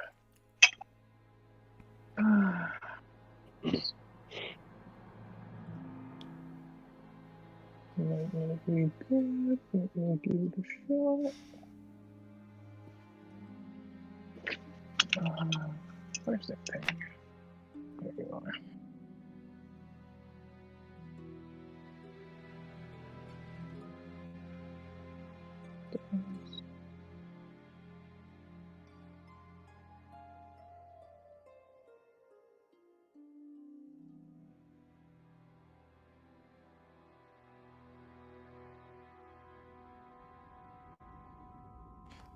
Uh, 17.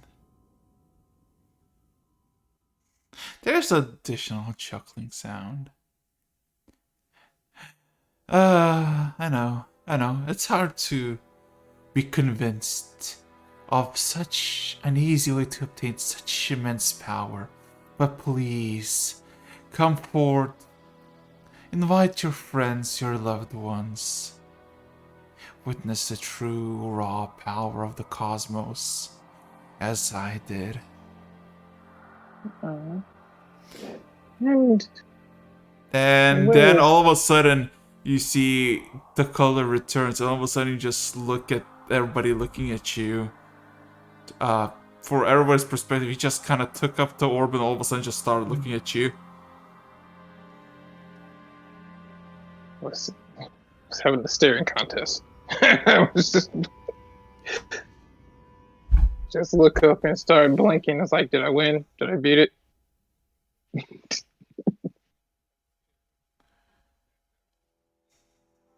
Okay, guys. It's a book. We don't know.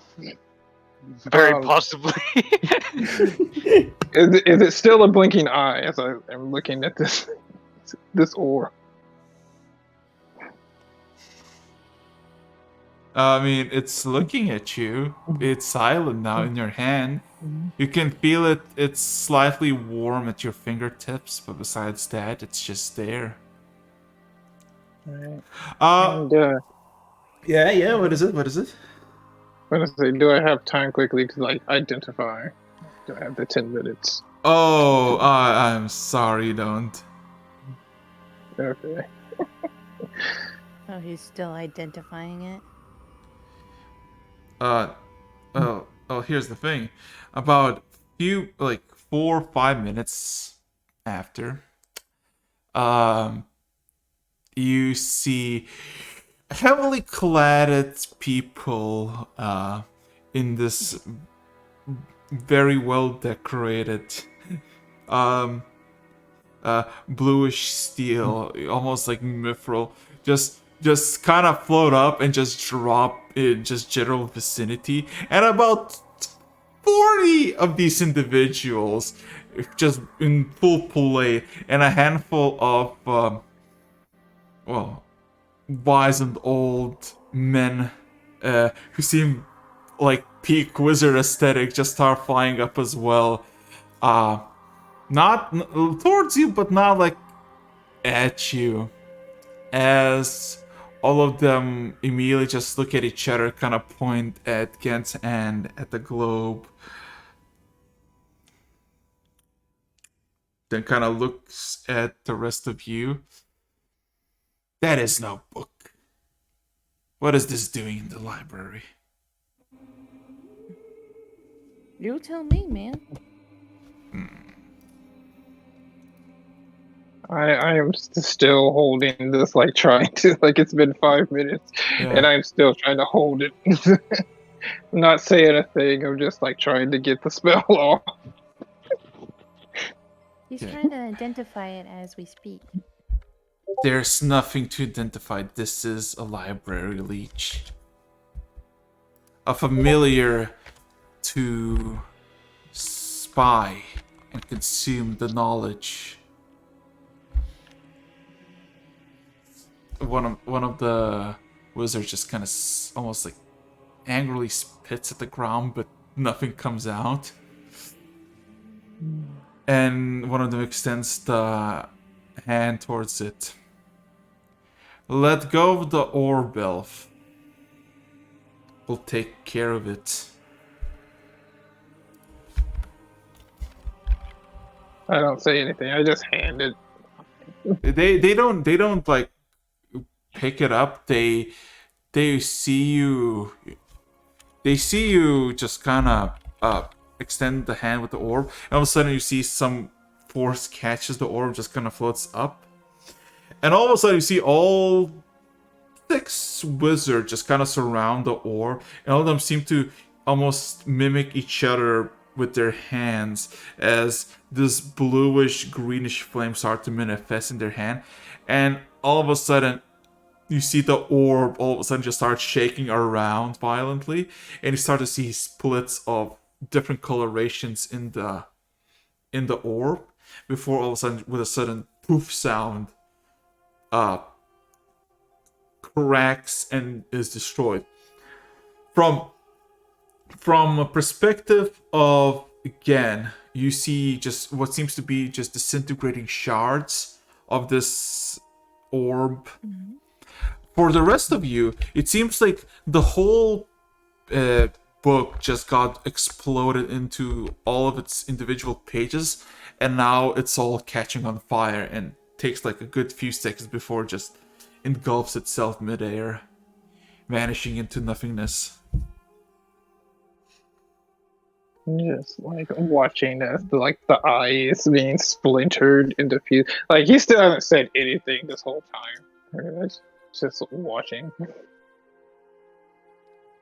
and kind of staring. Then he looks and kind of catches Julie's eye, and just kind of gives like Julie like a nod, but not says it. Doesn't say anything. Well, Vorm, looks like your dwarven eyes weren't good enough this time. Wow.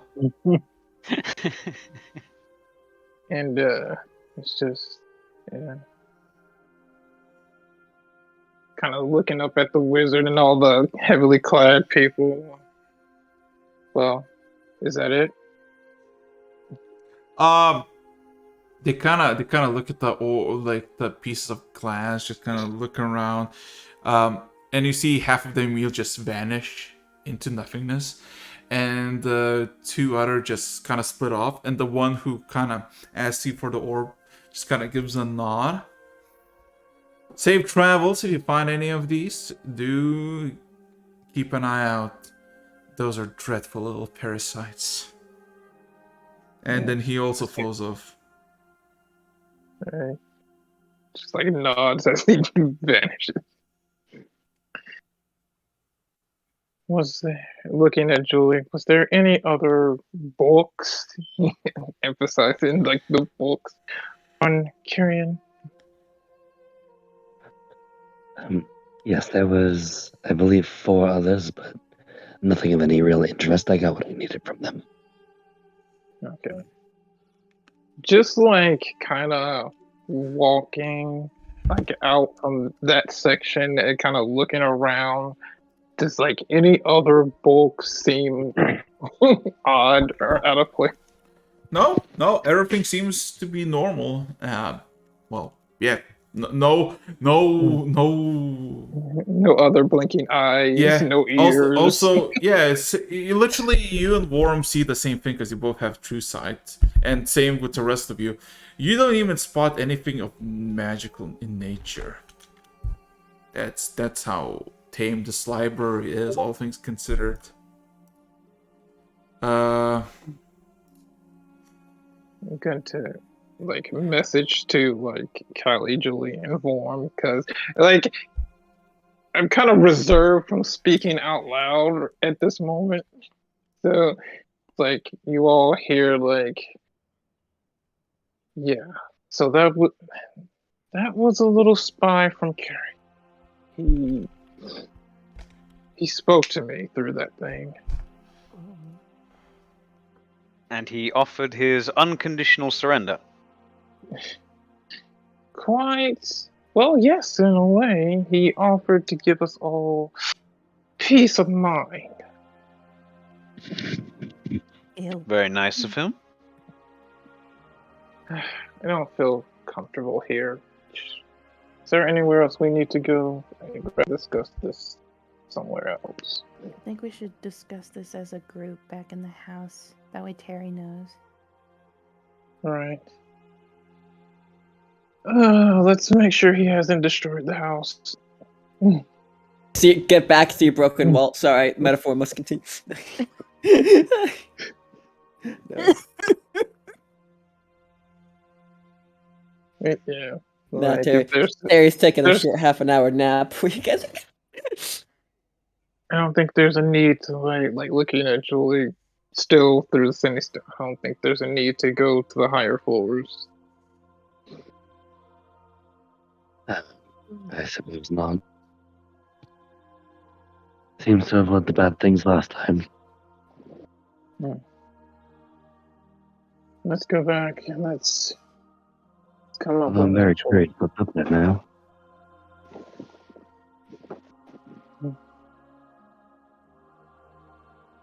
We can come up with a proper way, but yeah. Apparently he's been. We're leaving the library. Okay. And as we're leaving, walking, he's recounting the words Kerrigan basically spoke.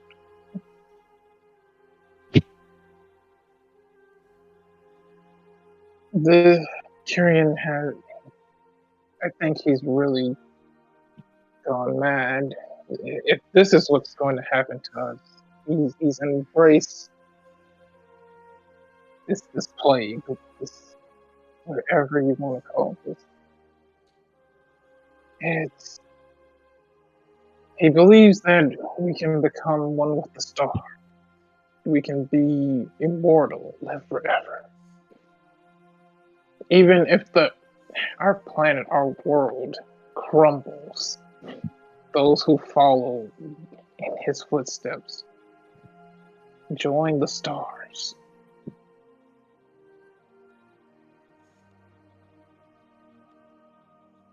Vorm just kind of signs, then Vorm just goes, "Wow."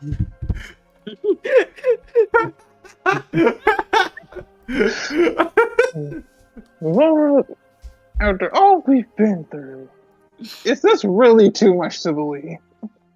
He kind of turns and goes, "Absolutely fucking not." Yeah. It just yeah,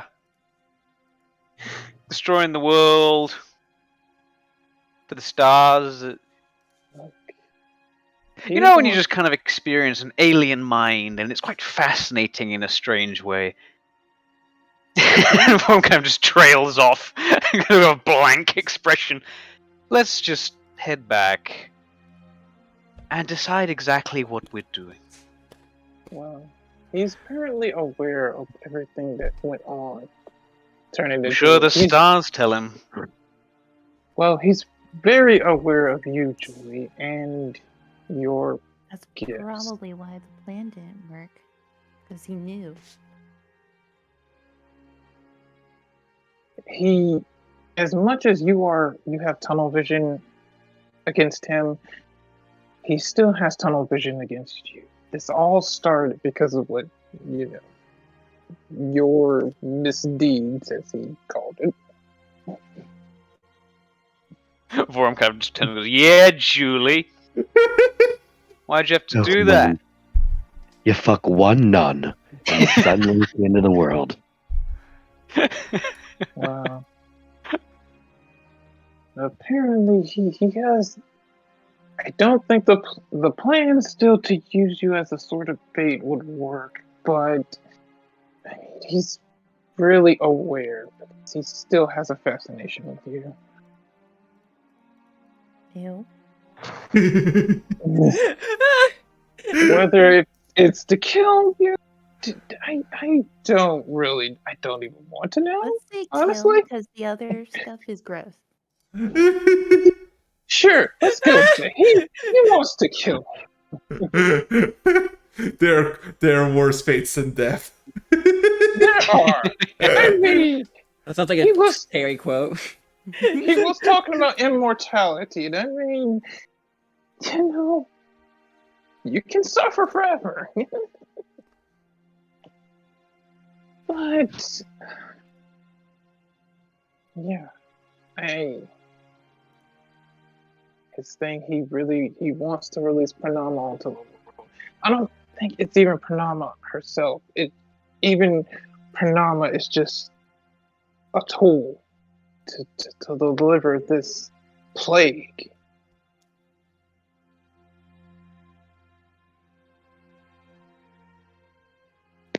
But will stabbing it repeatedly solve the problem?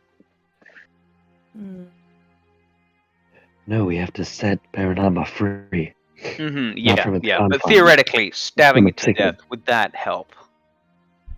I don't think so. I think it might infect you more for him. So I suggest not. These things, they progress. If, like what Terry said, if these things are progressing more in us as time goes on, he embraced it. So who knows how much these things have consumed him? Apparently, it's given him great abilities, great powers, but he has lost his damn mind. When you say great powers, immediately Callie puts air quotes.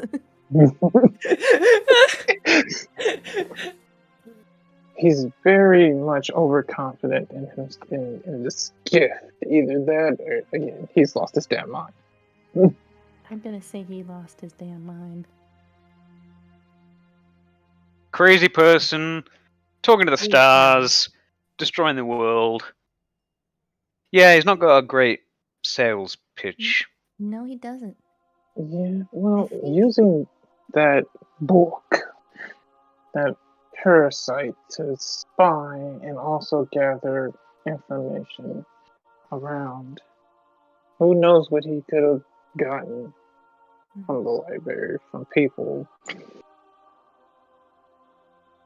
I think instead of going head first into that, we should be focusing on finding that gold dragon. Speaking of which, I'm gonna make a phone call to call. your girlfriend. That's a Here good we go point. again. Worm still doesn't remember. And can we just skip that? Let's just assume it goes exactly how it did last time. Moral. Okay. I just need. But you have Kelly's notes now. Exactly as. Exactly, yeah. Meaning that you're gonna owe that favor. You're gonna have like a fucking 20-minute discussion. Then Gail's like, oh yeah, I know it. Why did you ask me? You gotta figure out the name again. It's like, Or Terry, you have Out the of character, I have it written down this time. In character, let's assume it just goes the exact same way. Let's just say that like Callie has written it I down. mean, again, like, That I did Worm recall knows. last time, so I'd just be like, yeah, it's that name. During all this, Terry snoring in the back. It's a different scene.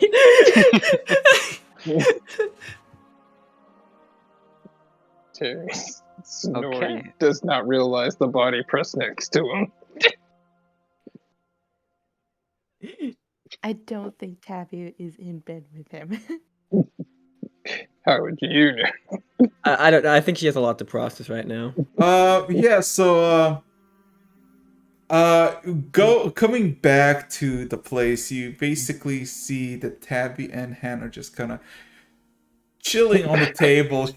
Both of them have cupcakes, while you see Tabby like eating like 2, maybe 3 at most, seeing its wrappers. On Tabby's side, okay, you know that fucking meme of fucking there's a woman who's having a press conference and there's a guy to the right. Fuck, give me a second. I'll find it. The entire campaign just to find that. It's necessary. We will pause Necessary. so that No. we get the right imagery Oh god. for this. Oh, Jesus Christ, give me a second. You're putting me so much stress now. Okay, damn it. Never mind. But yeah, let's just say, Tabby has like 2 cupcakes eaten. Hannah has like 40 something. And just look and just, give her an up down and just look at Vorl and just in your head, where does it all go? yeah. You're like thinking to yourself because you eat the cupcake. It's kind of full, and you see Tabby's like at the 3rd cupcake, and she does not look like she wants to eat another bite. Well, but Hannah has that fucking. Hannah is a walking contradiction of thermodynamics. Yep. I just make eye contact with Tabby and just like raise an eyebrow and then look at like Hannah and all the wrappings and look back at her. She kind of just like shakes her head slightly, looking at you. I'm just saying, if Hannah was in this world, she would be the most fucking best mukbang person ever. all the mukbangs. She would be a hot dog eating contest winner. Oh yeah, Explode. she would just be Were a they food holdings a eating champion. child? She was infused with a never-ending bag of holding. That's all. Her stomach is just. If it ever gets more than half full, it's just straight into the bag of holding. It's like a bottomless bag of holding. It's just there's no end. So, Okay. like trying to take his eyes away from the spectacle. So, plan. I have. I'll assume I messaged on the way back. We are currently waiting on the exact location of a certain dragon. Mm-hmm. I think it is important that the bracer that Ducklick is working on gets finished, and that's going to need this descendant, a part of him. We definitely should not run in head first against this mad mage. As much as I know you want to, Julie, I know you want your confrontation with him, and he definitely wants one with you. He's expecting us at this point. Element of surprise is out the window. There's not going to be any kind of baiting him with tricks or anything. Once we run into him, it's going to be go time. So we must be prepared. What exactly did we need from the gold dragon, by the way? A tooth, I believe. A Well, two. I guess I'm pretending to be a tooth fairy. No, You need remember. A tooth that was given willingly. willingly. Yes. We cannot take it from him. He Cannot has to punch be his able. teeth out. We can't just have Terry just go and slug him. Okay. Yeah, that can't work. No Doomslayer. Okay. We have Sure. we have to talk to him, and we don't even know if he knows of his ancestor, if he even cares. Well, who here is our resident dragon diplomat? And I turn and look at Callie. Oh my! I mean the closest two that we know that deals with dragons. It looks like Callie and Julie. It's like a literal dragon or a fairy. Fairy. Hey. Well, Terry has 2 dragons that follow him around too. Well, you're able to also see these things. Well, yeah. Start a dentist business and let's see if he has any cavities. I guess our thing would be having to get, once he's located, getting to him or him to us and convincing this guy in order to help save his ancestor that will save the world.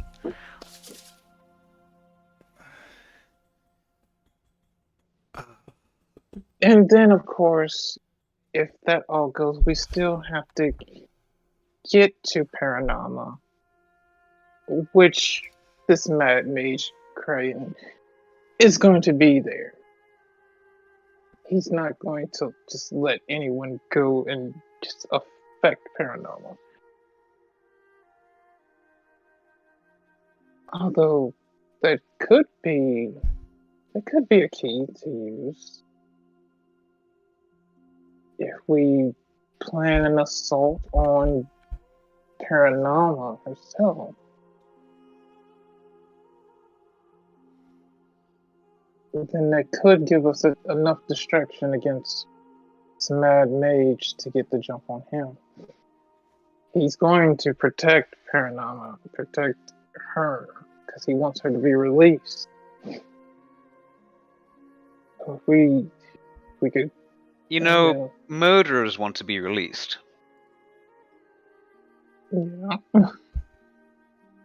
Vorum looks totally serious.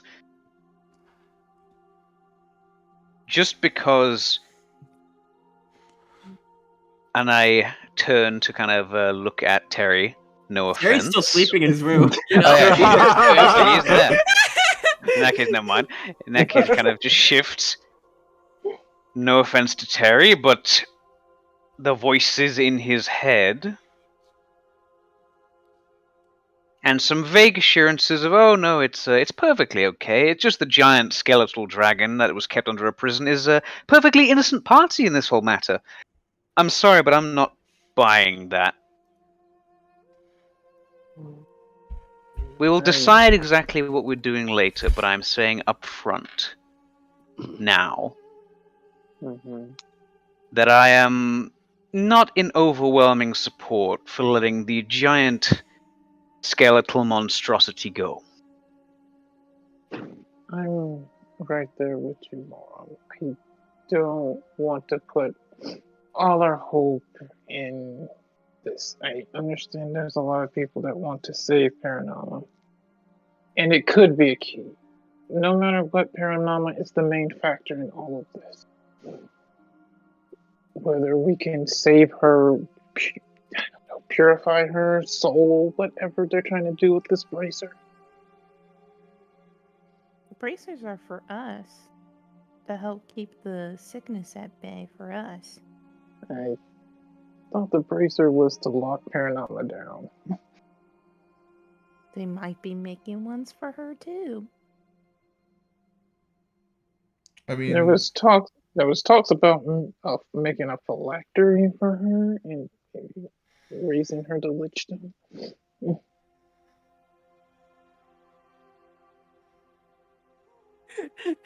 Meanwhile, the I'm one gonna wake who. up Terry. He needs to be in the conversation. Oh, kind of messaged Terry, and they said you just hear her screaming, "Terry, get your ass down here!" How doesn't messaging spell form itself when you're sleeping? Like, do you dream Straight the to voice? voicemail. It goes to voicemail. I think, boom, no. I think the actual rule set is it just doesn't. Oh, you have to 'cause- be conscious. Yes, yeah, you gotta be conscious, cause. Yeah. Well, he's Like- one floor away from you guys. Like face palms, like, oh, can someone go and get the meathead, please? Should I use the knock spell? Oh, You check to see if his door is unlocked first. Is it unlocked? I would Charlie not have just- locked it in this situation. Okay. Callie so just I wants to open use the door. knock spell. Callie Normally, I opens lock the my door doors, but this time. from the inside, closes it just so she can. I open it and I see him like sprawled on the bed. I'm guessing. Blanket half on, just him face planted into the pillow. I'm gonna do the sibling thing and just jump on him. The thing is, would he notice that? I mean, you're pretty small. He's pretty. You have to jump right How on much his weight head. do you have to you, Callie? Okay, I cast enlarge on myself. And turn There you 6 go. feet tall and jump on him. You just hear this buzzing that sounds like far away, and then you boom. Yeah, that'd wake him up, certainly. He wakes up, grabs the lance, stabs the wall. What the hell? Punches wall. What's going on? Wake up! We're battle planning. Could you have not just, like, knocked loudly or something? The last time that happened, everybody was concerned that I shot you. Well, this is actually almost shooting. Alright, one moment. Just, I mean, he realizes, oh, I went to sleep with the armor on. Right, 1 second, I need to fix my hair. Prestidigitate fixes his hair.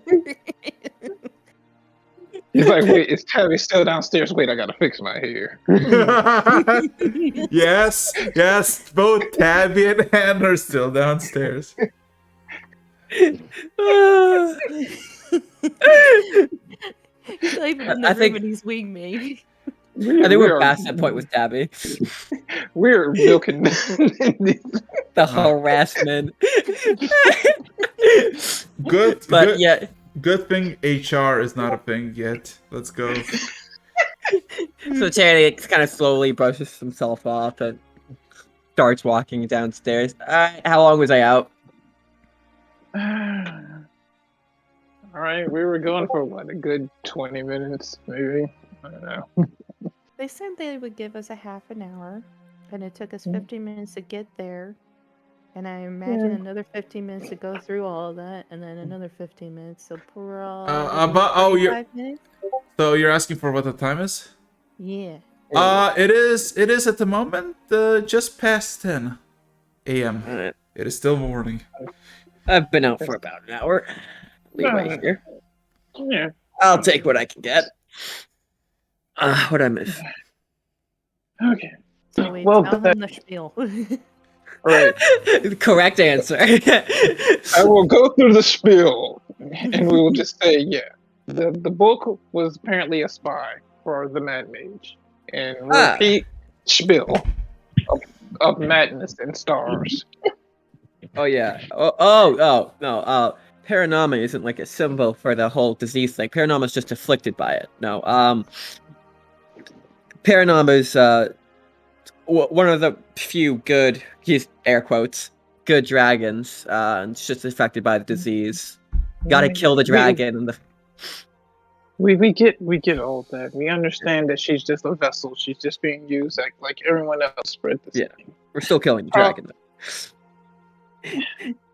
I mean, Feel if like it comes we're down still to gonna it, kill the mage, not really the dragon. Well, no, we're doing it after we get the knife, of course. But we got that's why the whole phylactery is a thing. So the soul has somewhere to go after we kill off the body. we're going to have to focus again. It's a thing. If we make it look like we're going after Paranama, Crayon is going to do everything to defend her.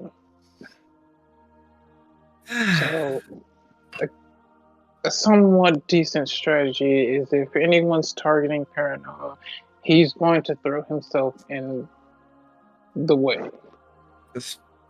from keeping any harm. It's not a bad idea, but to be an actual threat, we need a weapon that can kill Paranama. And at the moment, he looks over at Vorum. Hey, Vorum, do you think you could hit up your girlfriend over at the? I have. She's on it. She's on it. Yeah, I guess some things don't change when you time travel. I kind of just look at him oddly. Well, have we got much else to do here? And I think we've made it quite clear what our next plans are. I messaged her on the way back over. Well, I guess we have to really ask, is it safe to leave our sage friend unattended until we can get that dagger? I mean, he's with a bunch of liches. No. And they're busy making those bracers. No, I'm talking about our Oh, the asshole, got it. Yeah, that one. Sorry, wait, not Julie. It's We gotta keep an eye on Julie, make sure she doesn't go. Oh no. I'm sorry, I've been through a lot today. Well, today's. Looks over at Julie. Under no circumstances, Julie, are you to go and confront Crayon by yourself. Understand?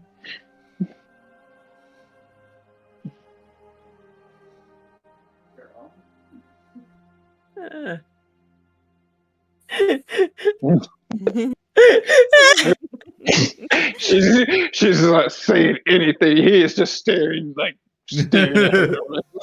And Terry kind of scratches the back of his actually he doesn't have his helmet on it. Scratches the back of his head like, oh, and yeah, sorry, Taba and Hannah, you had to see that. See what? Sorry, the conversation about time travel, me disappearing, coming back, like a. Yeah, there's a lot to throw at random people. You guys forget this isn't. Actually, is this the normal? Kind of looks around. Tell me this isn't the normal after we're done with this work. For us, I don't think it's normal for them.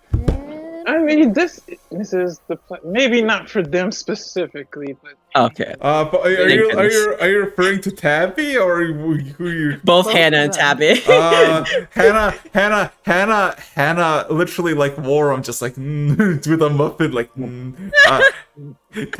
Tabby looks at you like, are you fucking kidding me? Are you shitting me with this? Yeah, I know. Well, Tabby didn't believe me when I told her about the pillow fight story, so I didn't think she would take this too well either. Well, I mean, she's seeing all this stuff firsthand now. So. Well, I told her about the pillow fight this time. But yeah, no, I kind of looked at Tabby to kind of gauge the reaction to this. Just looking at her, she's just eating. I still just looking. I'm just like, where does it all go? Well, you know, I'll leave the time loop story for another day then. Right. That makes one. So, current plan, get dagger, right? Circle? Yep. I mean, work on the bracers. Tooth?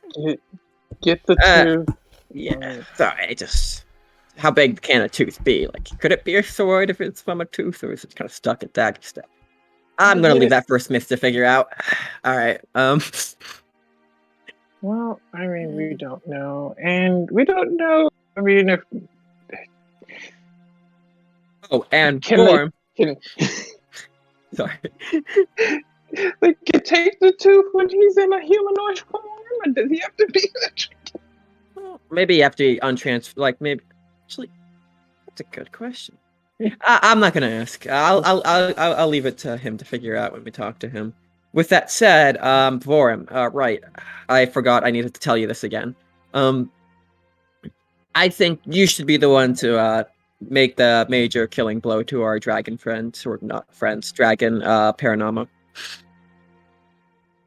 Vorm kind of nods slowly, and then he kind of stops. So, are we on the kill it or on the free it Both. road? Yes. Ah, both. I see. See, course.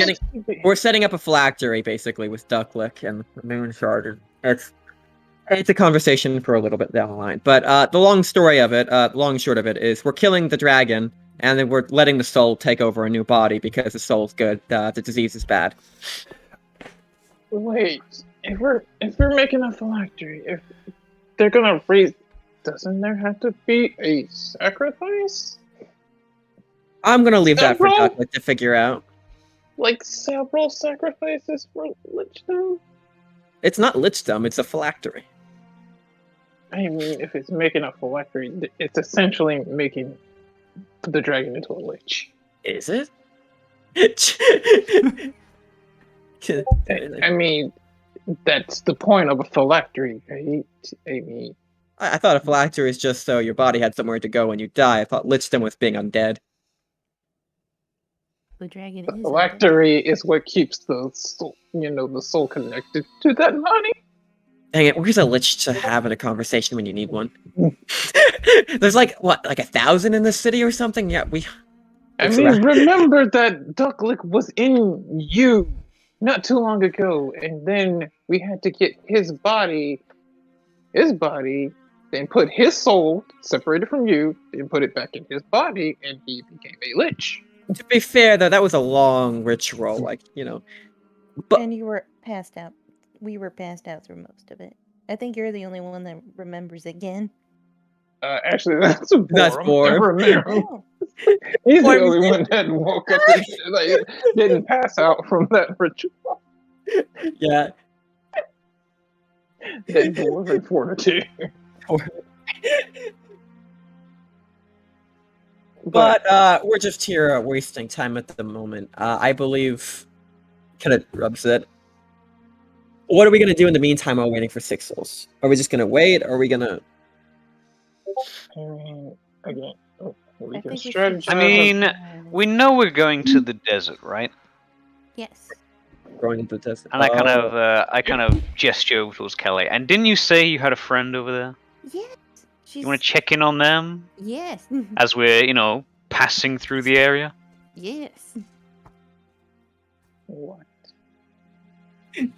I kind of look around. I'm just saying, if anyone else has not got much to do here, we could go do that. And then hopefully we're already there by the time Six Souls messages me with the exact location. You know what? Sounds like a better use of time than sitting here. I'm kind of getting claustrophobic here.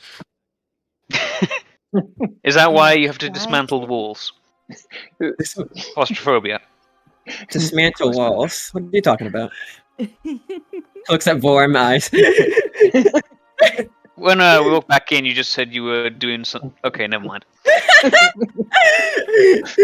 Vorm.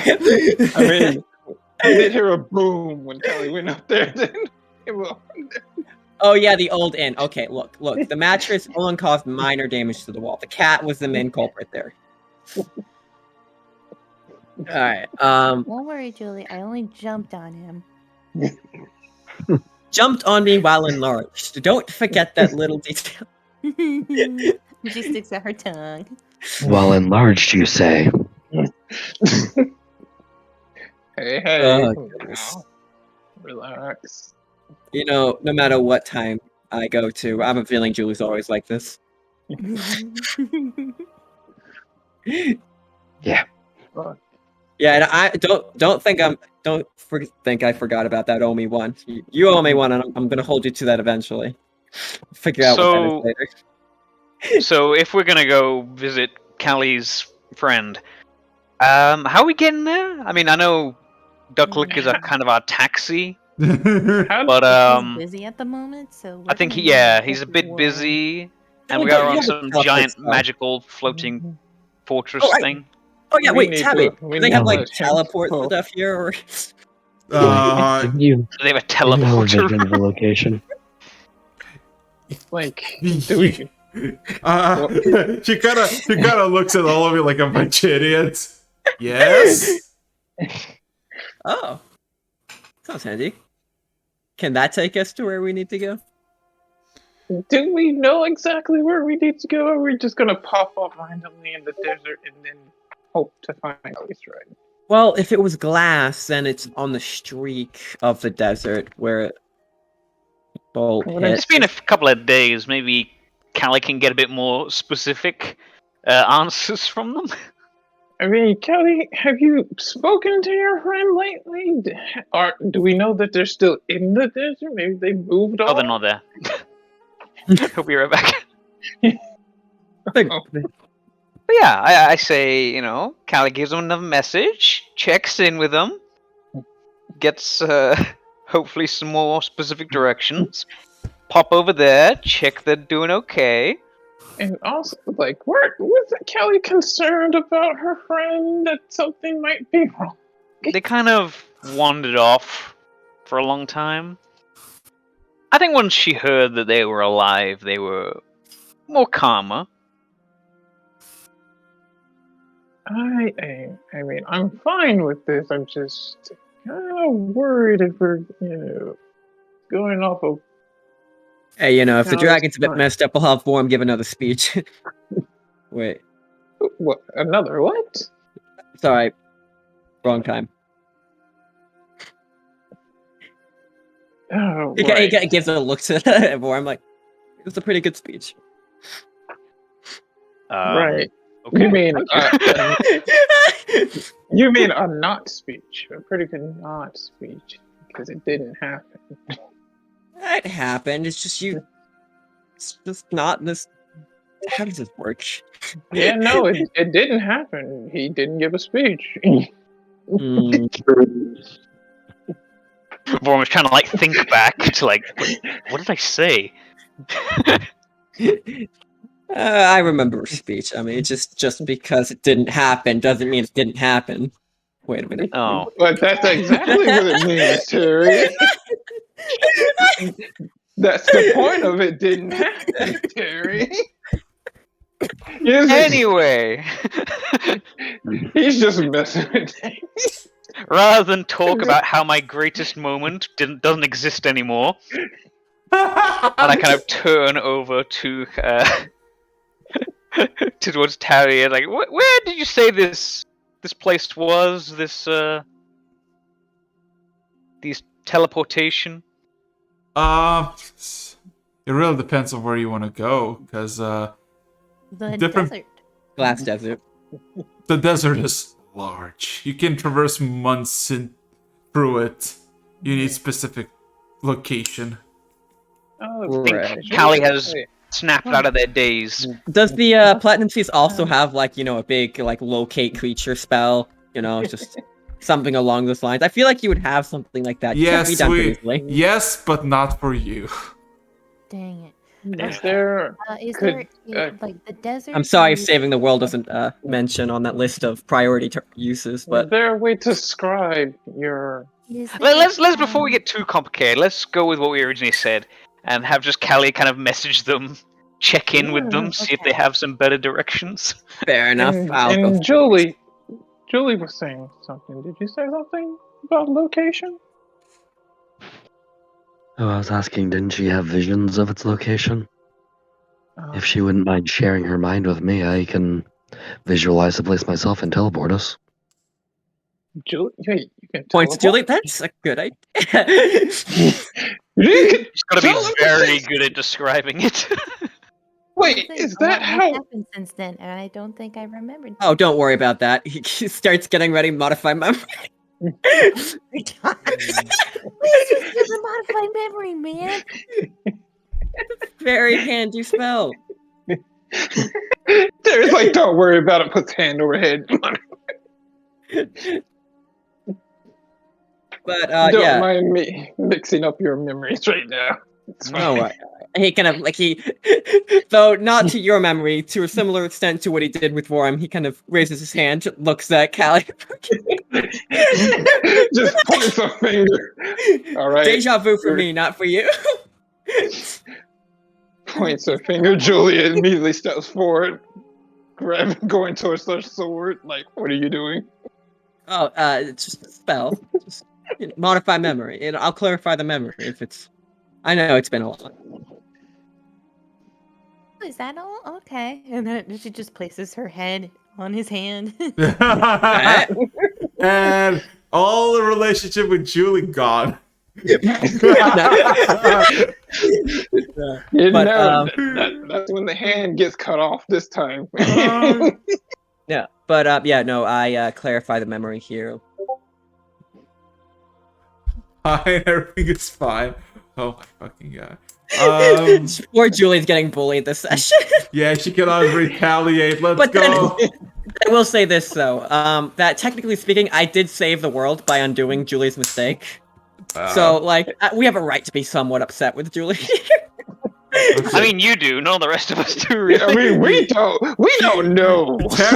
Terry swore at Julie. You know she fucked up when Terry swears. Yeah, he swore directly at Julie. So now I'm gonna have to look. Now, look. When we kill off Phrasma or die trying, look, we'll have saved the world. I'll save the world twice. Then I'll have it double in my brain. Okay. All right. Jokes aside. So if I remember correctly, you scried on it, right? Or scried on your Yes. best friend. Wait, so no. Wait, yes. Did I? oh my fucking god. Yeah, it was a scribe. I'm not Oh. exactly sure by who, but I'm pretty sure Callie was a part of it in some way or form. So you remember a massive cave of glass with a bunch of trinkets and baubles littering in massive piles. You saw your best friend Crescent taken interest in one of the piles, and you saw old.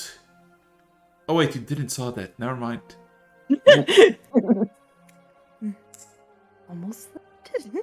Ah man, almost got the lore drop. Dang. We almost got it. He caught himself. But yeah, kind of general gist of the area. Julie. Right where the friend is. Irene. Oh, and we actually probably want to prepare for ourselves from some mental magic. Probably, yeah. I feel like we should probably get that ready. Mm-hmm. What's a good spell for protecting your mind? Wait! I remember. Wait, you weren't there. Okay, so in the other timeline, Julie suggested a mind blink spell to protect yourself from mind manipulation. Yes, Wait. but that only works on one person. Yeah, but look, you can at least protect yourself, and if you're running, then we have at least some ability to control the situation. What do we need to protect ourselves? And you have more spells that could probably help get whatever's possessing her out of her head. Yeah, it's best we have the, as much as I dislike being overturned in the most, useful combat unit here, Godhood tends to do that. I think it's best we have Julie as the most assured member of mental clarity here. Terry, somewhat humbled by the situation. Terry actually not putting himself first. Julie's even taken a bit aback by that. Oh man, I wish we could record this. I mean, Alright, don't jeez. press your luck. I'm gonna have to write this down. This date and this time in history. He They- literally they'll- pulls out a book and starts jotting stuff. Kelly does the same thing. He looks over at Tabby. This is what I have to deal with every day. Hey, sometimes twice in one day. He says, still writing. Oh yeah, sorry. This is what I have to deal with today's. So, yeah, Callie, you remember. Hey. So what So now? I showed Julie Shoot. what I remember. You're gonna mind meld with Julie and I probably used to gonna- take thought and read through her brain. Uh-huh. Yeah, you see the thing. Yes, it's all nice. So I'm guessing teleportation then. Mind blank first, Julie. Yeah, I'll cast Mind Blank on myself. Okay, so I guess that means we're gonna be leaving, should we? And well, then looking at Hannah and Tabby, I guess you're gonna inform them that we're going to go find the descendant in the desert somewhere. Business we're as doing some usual. Preemptive searching, yeah. Work as usual. Yeah. So, How long we got paid for this job? I assume we might return, might not. So who's Sure. going? Are you taking? I think everybody, Yeah, but like, excluding Tabby and Hannah. yeah, I was going to say Tabby Oh. Hannah. Oh, we're taking them with us. I don't know. Don't take I'm, not, them. I'm Don't asking. take- I'm asking for your. Oh my god, you're fucking. Jerry said everybody, including. I'm like, wait a minute, what? Okay. So, I guess not. You Not Can that they- our guides killed. We can't just like. Hey, unlike Julie here, I'm not gonna get a bunch of Platinum C's killed. Oh boy. You don't know that. Yeah, they mentioned it to us. Duck like laid down the lob. Yeah. So, are you going now? Right? Is that the deal? Is that the dealio? I mean, I don't think anyone else has anything else to do, so. Okay. I Think go. there's- Roll me a D100, Julie, and let's fucking go. I believe in you, Julie. Oh my god, you're gonna roll a 1. It's gonna be so. We get teleported to the bottom of the sea. Oh my fucking god. Just Don't Julie give has him to. ideas, Terry. Nah, Well, Julie will have to. Wrong side. Wrong place. Oh, Dice I roller. clicked one down. Dice roller. Doesn't count unless it's in dice. No, it was an 81 too. No. Oh, this is gonna be like a 20. Wait. Oh. 51. Okay. Average. That's not great. That's not. But we're not getting teleported to the bottom of the sea, most likely. Probably in the Do I middle hear of boss music? Gosh darn it. Just. Before we. Nope. Here you Nope. Before we Well, we roll a d10 for inter. Random encounters, we haven't had that in a while. This is true. We haven't had a random encounter for a while. Yeah. Remember when we used to have to do that every session? Roll a d10. Roll a d10. We used to do that multiple times, essentially. Yes, For but the road day trips before the insanity really kicked in. So, the first sensation as you exit your comfy little place of marbled pike through a wormhole, the first thing that you feel is intense heat as extremely hot sand hits you as you impact on the ground. It is very hot. And you look around and all you see is a desert. You don't know where you are. You don't know what to look for. All you see is a desert. But at least they're all present and in the same location. So So we're does this looking- match your description? I believe it was a cave, right? Mm-hmm. Well, there's one obvious thing to do. Locate creature. 1 mile radius. We're gonna spend some points here. Dragon. I feel like there's not many of those around. I feel like if one pops up, it'll probably be the one we're looking for. Not seen. You know, All so- right. No dragon within a mile range. I think we should maybe attempt another teleport. Cal, you want to like message them and ask them what they are?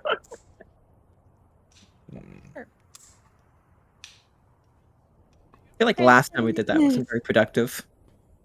Yeah, I might as well mean- try again. It's a sending stone. We got him for a reason. I mean, we can send endless mess. So I mean, like we can play Marco Polo. That's what we Marco. do. So Callie, you sent the message. There's no response. Well, Present, are you there? No response. I'm not getting a response, guys. this isn't good. Oh That god. isn't good at all. Where are we? Are we in the cave? Do we In the appear in the desert. cave? Just in the desert. It's not Do like we I can. see any glass around us? From where you are, you're kind of Yeah. high up. You're kind of on one of the upper dunes, you could say, like higher slopes. Looking around, you don't see anything besides a bunch of desert, like literally just desert. Wait, are we in the glass desert or are we in the desert? Desert. I say there's no glass to speak of. Looks like we're We off. can't see anything from as far as we can see. I don't. Does any of you have a world map? I'm sorry. That is, that is the one thing since the beginning of this whole fucking thing that we just I know. never just. No. I bought a series No, of maps, no, just no. not anywhere close to here. No. The fact that Cal is like, hey, do you have like a map? And like, it's desert all around. What are you gonna? Like, I mean, so what I time don't of know day if did they you were say it drawing was? that or not. Yeah, it actually might change what time of day it is since we've moved so much. What time is it? I mean, The it's only time- been a little. Hey. it looks like midday, so technically, wherever you are, it's ahead from where you were. Right. Actually, wait. I believe I have. I have an orb that tells me the time, so I'm just gonna use that. Yeah, you're gonna implement time zones, are we? It's about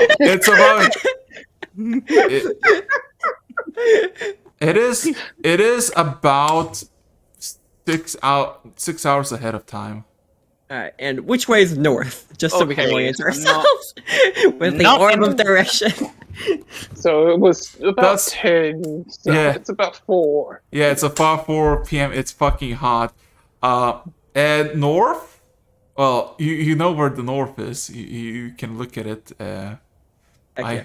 There's nothing. Everywhere you look, Okay.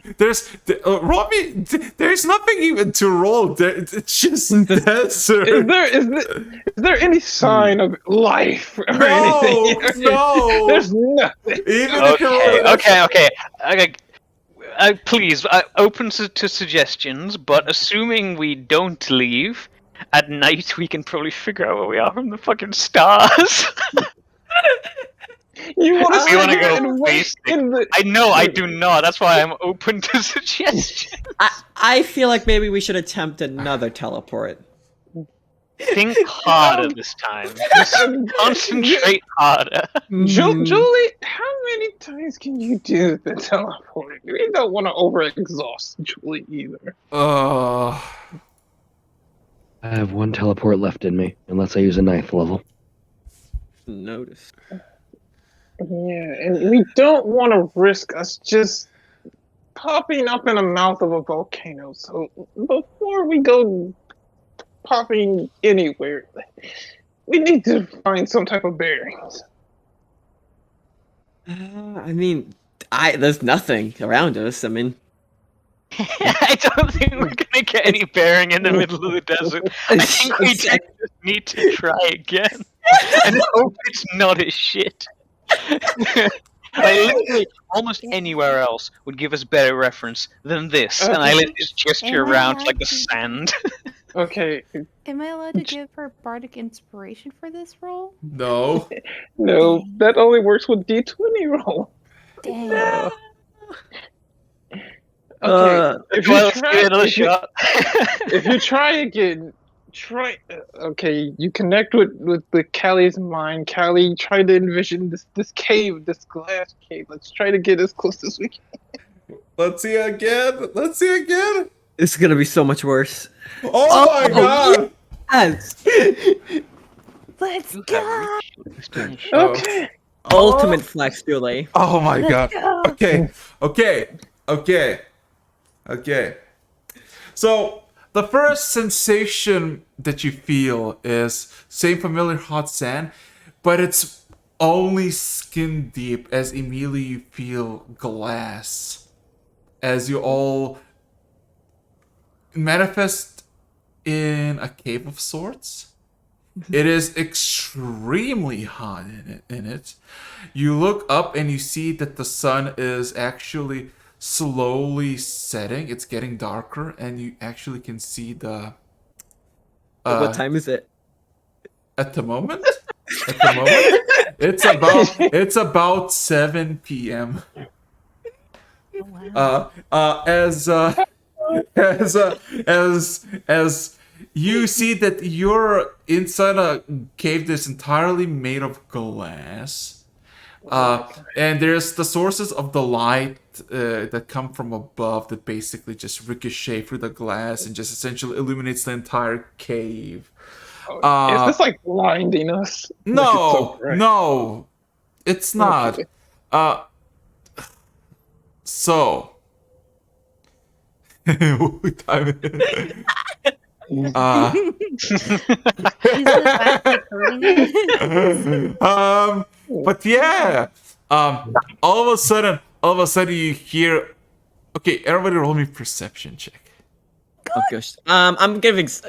You know what? Again, I'm helping you out here. Don't. I'll be assisting your your perception. Okay, sure. It's either that or I roll with no modifier. So. Okay. Yeah, no, I'll take the. Julie. 31. Julie. Okay, again, Chad. No, Callie. No. No. Again, Okay. Chad. I believe in you again. You got advantage. Okay, here So goes. everybody except for Callie and Terry, you're all here as you land and you look around. You start to hear further down the cave a distant, almost like a squawk, like a silent echoing squawk, and you think Julie can hear some feathers just kind of flapping, or something the case, somewhere fur in the cave. So what everybody would like to do? That does not sound Callie, Well was done, your Julie. friend What was was that? your friend a bird? My It's your friend is a Sorry. dragon, not a bird. Because But I isn't that just distinctly hear like- both. No squawking. You say Uh. it's further down in the cave?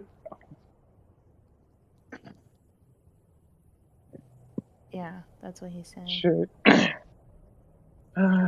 Usually when we go towards noises, it never ends well. Well, I guess we try this Oh. again. Terry gets ready for another locate creature. We're gonna full send it I'm again. like, I'm like pulling out my bow, and I'm like, okay, all right. Okay. A dragon? Can't Yep. see it. Can't see it. No dragon here. It's Just visually examining the place, are there signs of activity and movement? You know what? With that high enough perception, you look around and you do see that there's shimmers in the sand because you looked at this cave, doesn't seem to have any sand naturally if it was like that. So you assumed that the sand was tracked by some sort of creature. And the whole place, the whole like I guess cave section that you're in is like 12 feet wide and maybe 15, 16 feet tall. Okay. It's, Also, does it look like a natural cave or an artificial one? ooh. Has it been dug, or was it already there? It looks like it's I feel been like already Warren would here. have advantage being a dwarf for this type of shit. Sadly, stone is not glass. Oh, glass is not No, for being a glass. dwarf, not for knowing masonry, you silly. Pff, it's dwarf things. Exactly, Julie. It's a cave. They Yeah. know about living in It's like the homeland. It's like homeland advantage. Basically, like if the dwarves were building a mine shaft and they suddenly broke into one of these, would they instantly go, right, there's something really fucking evil in there, let's get out of here? Or would they think, no, this is just a natural cave? Okay, Dwarf so instinct.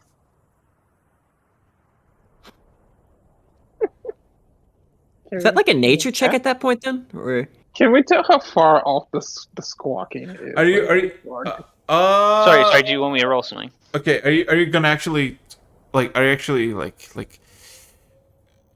mean it doesn't are you gonna try to like pick it or what?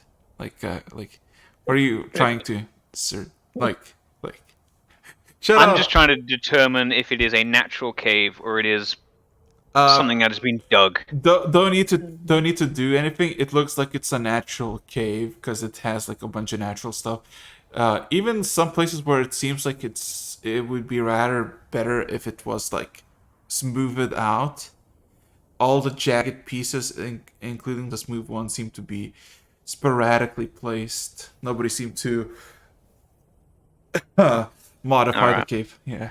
I kind of look at Terry, and you didn't detect any dragons? nope. But you Okay, know, I didn't let's- search for dragon corpses. So I kind of look, guys, glance at Julie. Okay, no dragons, right. It's some type of squawking. How about this? Some of us can go invisible. How about those that can just go down and try to see what it could be, if it's a threat or not, sounds about right. before we start, like, before Terry starts swinging and stabbing. I mean, if we're not detecting the dragon, and it does look a bit rough, you'd think a creature that large and that intelligence would maybe want to clean things up a little bit. We don't know what the Hey Julie, squawking remember is. that time we sent you into that sewer system where the 3 dragons were? That. You mean Callie? Oh yeah, sorry, I misspoke. I'm sorry, Looks like what were you asking me? Callie, you remember that time that we sent you down the sewer and you saw 3 dragons? Oh, yeah. Just do that again.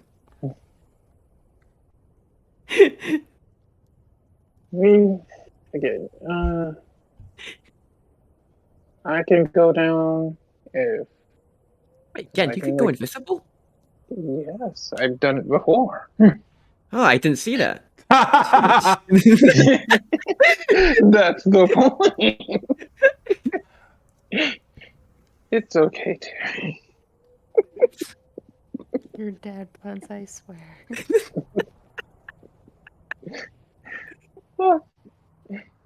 And I just kind of give a look at Vorum, like, did he? And I just like gesture to our cloaks. Did he forget this whole thing? Was it planned or was it not? That's the question. Worm's just gonna kind of shrug and say, I don't think this is where we aim But to no. be, but let's give it a quick look. And We with have that, nothing I'll better to do. walk on over towards it. Plus, they said there were a lot of shinies here, so maybe there's something of worth here. I mean, if we want to not go like completely invisible, but kind of stealth our way, I can. He says Vorum's literally walking up to the front of the cave. Vorum's just And like, I literally I'm done. shout over my shoulder, we have no idea how deep this thing is. You know, just walk behind Vorum. Okay, Like, so are you whatever. literally doing? Give me a second. Let me check. Can I find it? And how far away from Are you literally just this? I mean, up to the not into it, but up to the front anyway. Yeah. It's Harry like, follows let's at behind him. least try not to be too loud, guys. And I just walk, like, going behind Vorum, and then I throw up a pass without tree. Oh my god. Do you guys want me to put pixie dust on you?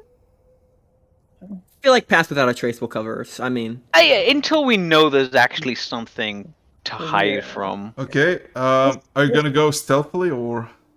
Let's Yeah. go quietly and let's just, we taking don't want Gen's to. route. We don't want to spook anything, whether friend or foe. We don't want to. Do you want us So- to roll something? Stealth checks, I guess. Yeah. Stealth checks. Let's go. Okay, Plus 10. Plus 10, Pass yep. Trace. Alright. I forget, what does Pass Without Trace give you again? What's the actual benefit? Plus 10 to Plus your 10. stealth roll. Gotcha. Oh God. Oh my Roll God. quite badly. You're just rolling really bad, Terry. Oh yeah. But don't worry, I'm taking all the bad luck for you guys. I'm a very effective shield in many ways.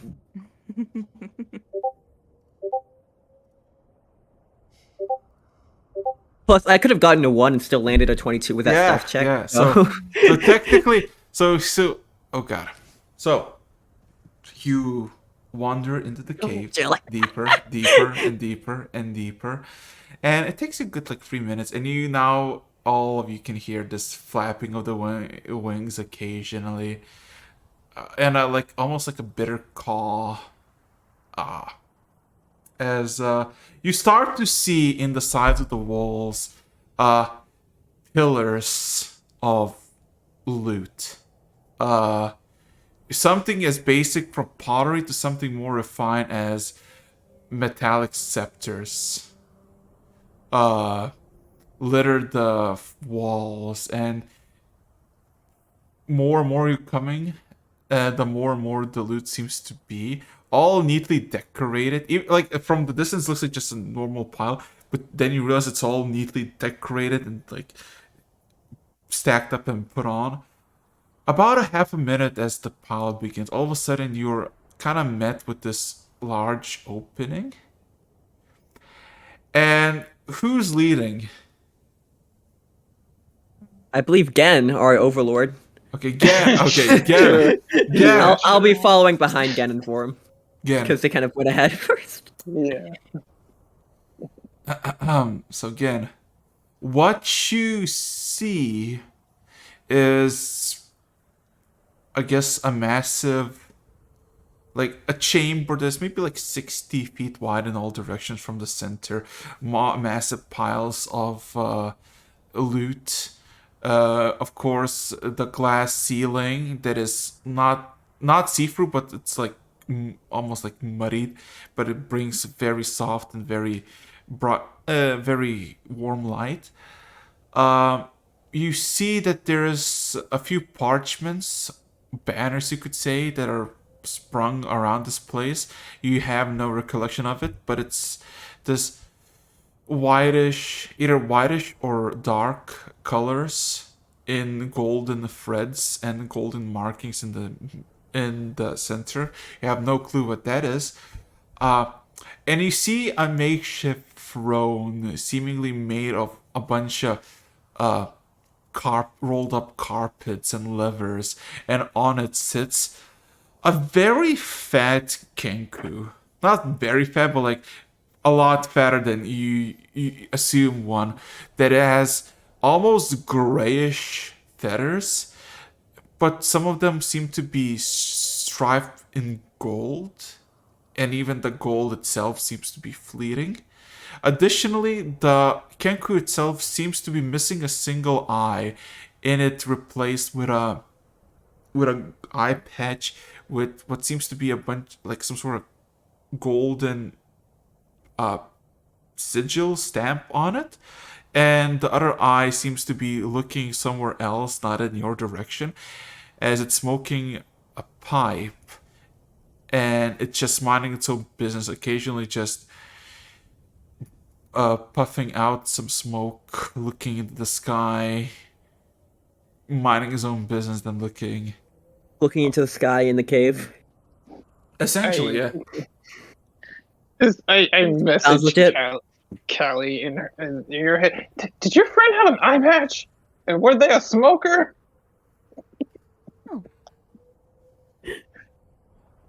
Oh, Confused Julie noises. Not Julie, Callie. I am Oh, not you like guys too. I like miss on like guys. There's a Kanku, and basically give the description of this Kanku smoking. Kristen did say that she was brought here by a kinku. So then maybe we ask the Kenku? Um, I mean, Is he it- looks pretty relaxed. Oh no! I mean, do we want to hold right the time? Julie. Brave leader. I kind of look again. Do you want to go ask him for directions? Yeah. Apologize for. Both. Before we get into like a confrontation with this dude, do we want to hold till next session or keep going? I feel like saying hello is, a good place. If it's panicky, then it's a good cliffhanger. If it's not, then it's quick. Okay. I will gesture everyone to kind of stay back, and I will step up and hello. All of a sudden, like shaken out of trance, the Kenku shakes its head and looks at you. Its one eye, you see, it seems to be golden as it kind of looks at you. Takes a heavy puff and just kind of observes it, but says nothing. Excuse me, sir. Kind of lost here. Looking for possible dragon. I know that may sound weird, but The Kenku immediately nods. I know. I'm used to it. So any signs of? You know what? He looks at you as you're like fumbling words, takes a heavy exhale and puffs a large cloud of smoke, and then looks at you. Yeah? I'm assuming her name is also Crescent? I will message Callie. Name? You can all hear this! We're close enough to hear this at this Yeah. point. Yeah, he's not That's being what- hushed voice, he's just... And besides, the caves very, very much echo the response of the Kenku. Yeah. Does he notice them back? Because I kind of walked up and told them to stay back. That's why I'm like, what was your friend's name?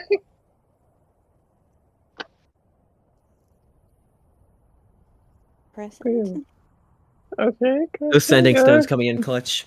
So yeah, yes, Crescent. That is who I'm looking for. Okay. He kind of takes a huff. She's sleeping Yeah. now. She's a bit busy at the moment. If you wish to wait, do as you wish. Don't touch my stuff though. Immediately he kind of instinctually just kind of pokes his, not pokes, but like kind of points with his pipe towards you, kind of eyeing you. You say she's asleep, but she's busy. She's asleep, being busy. I don't know what she does. I do not He's question busy her. being asleep again. Don't question it. Okay, sure. That's How long? dwarf. Go away. Oh no! Oh no! How long? These are the moments I wonder if the backstory of this lance fit Julie better than Terry. Eric knows what I'm talking about. How long has she been asleep, and when is she expected to wake up? He kind of just huffs again, shrugs. I don't know. Takes her like 20 hours, 30 hours. Okay, sure. Where is she, if you don't mind? Which way? Oh no! You will wait here. I'm not letting you here because she said she was not expecting anyone. So Well, There, we called ahead of time. I mean, of course. I mean, she didn't get any calls if she's asleep. Are you all coming out, or you just like get it? No. This was internal dialogue from Terry. No one expects the Spanish Inquisition. Okay. But, I don't know if we have 20, 30 hours to wait. Again, saying we. Oh no, she's been asleep for a long time. She maybe wake up now, maybe in a bit, maybe in a few hours. I don't really care. Why do you care about her though? As he kind of leans back in his throne, just kind of takes a inhale. Because there's someone who's looking for her. Hmm. Someone I'm sure she would love to see. So why is she? Friend. So why is she not here? I'm right here. I'm just small. It comes And out. I come up behind him. And he's like, you didn't see she was here. Open your eye, man. Open your eye. I've had enough of single-eyed individuals at this moment. Yeah, it just kind of does not respond. Just kind of looks at you, Callie. I give him the mom glare. The mom glare. He looks indifferent of your mom glare. I don't know. You should roll an intimidation check. Do you want a clarification?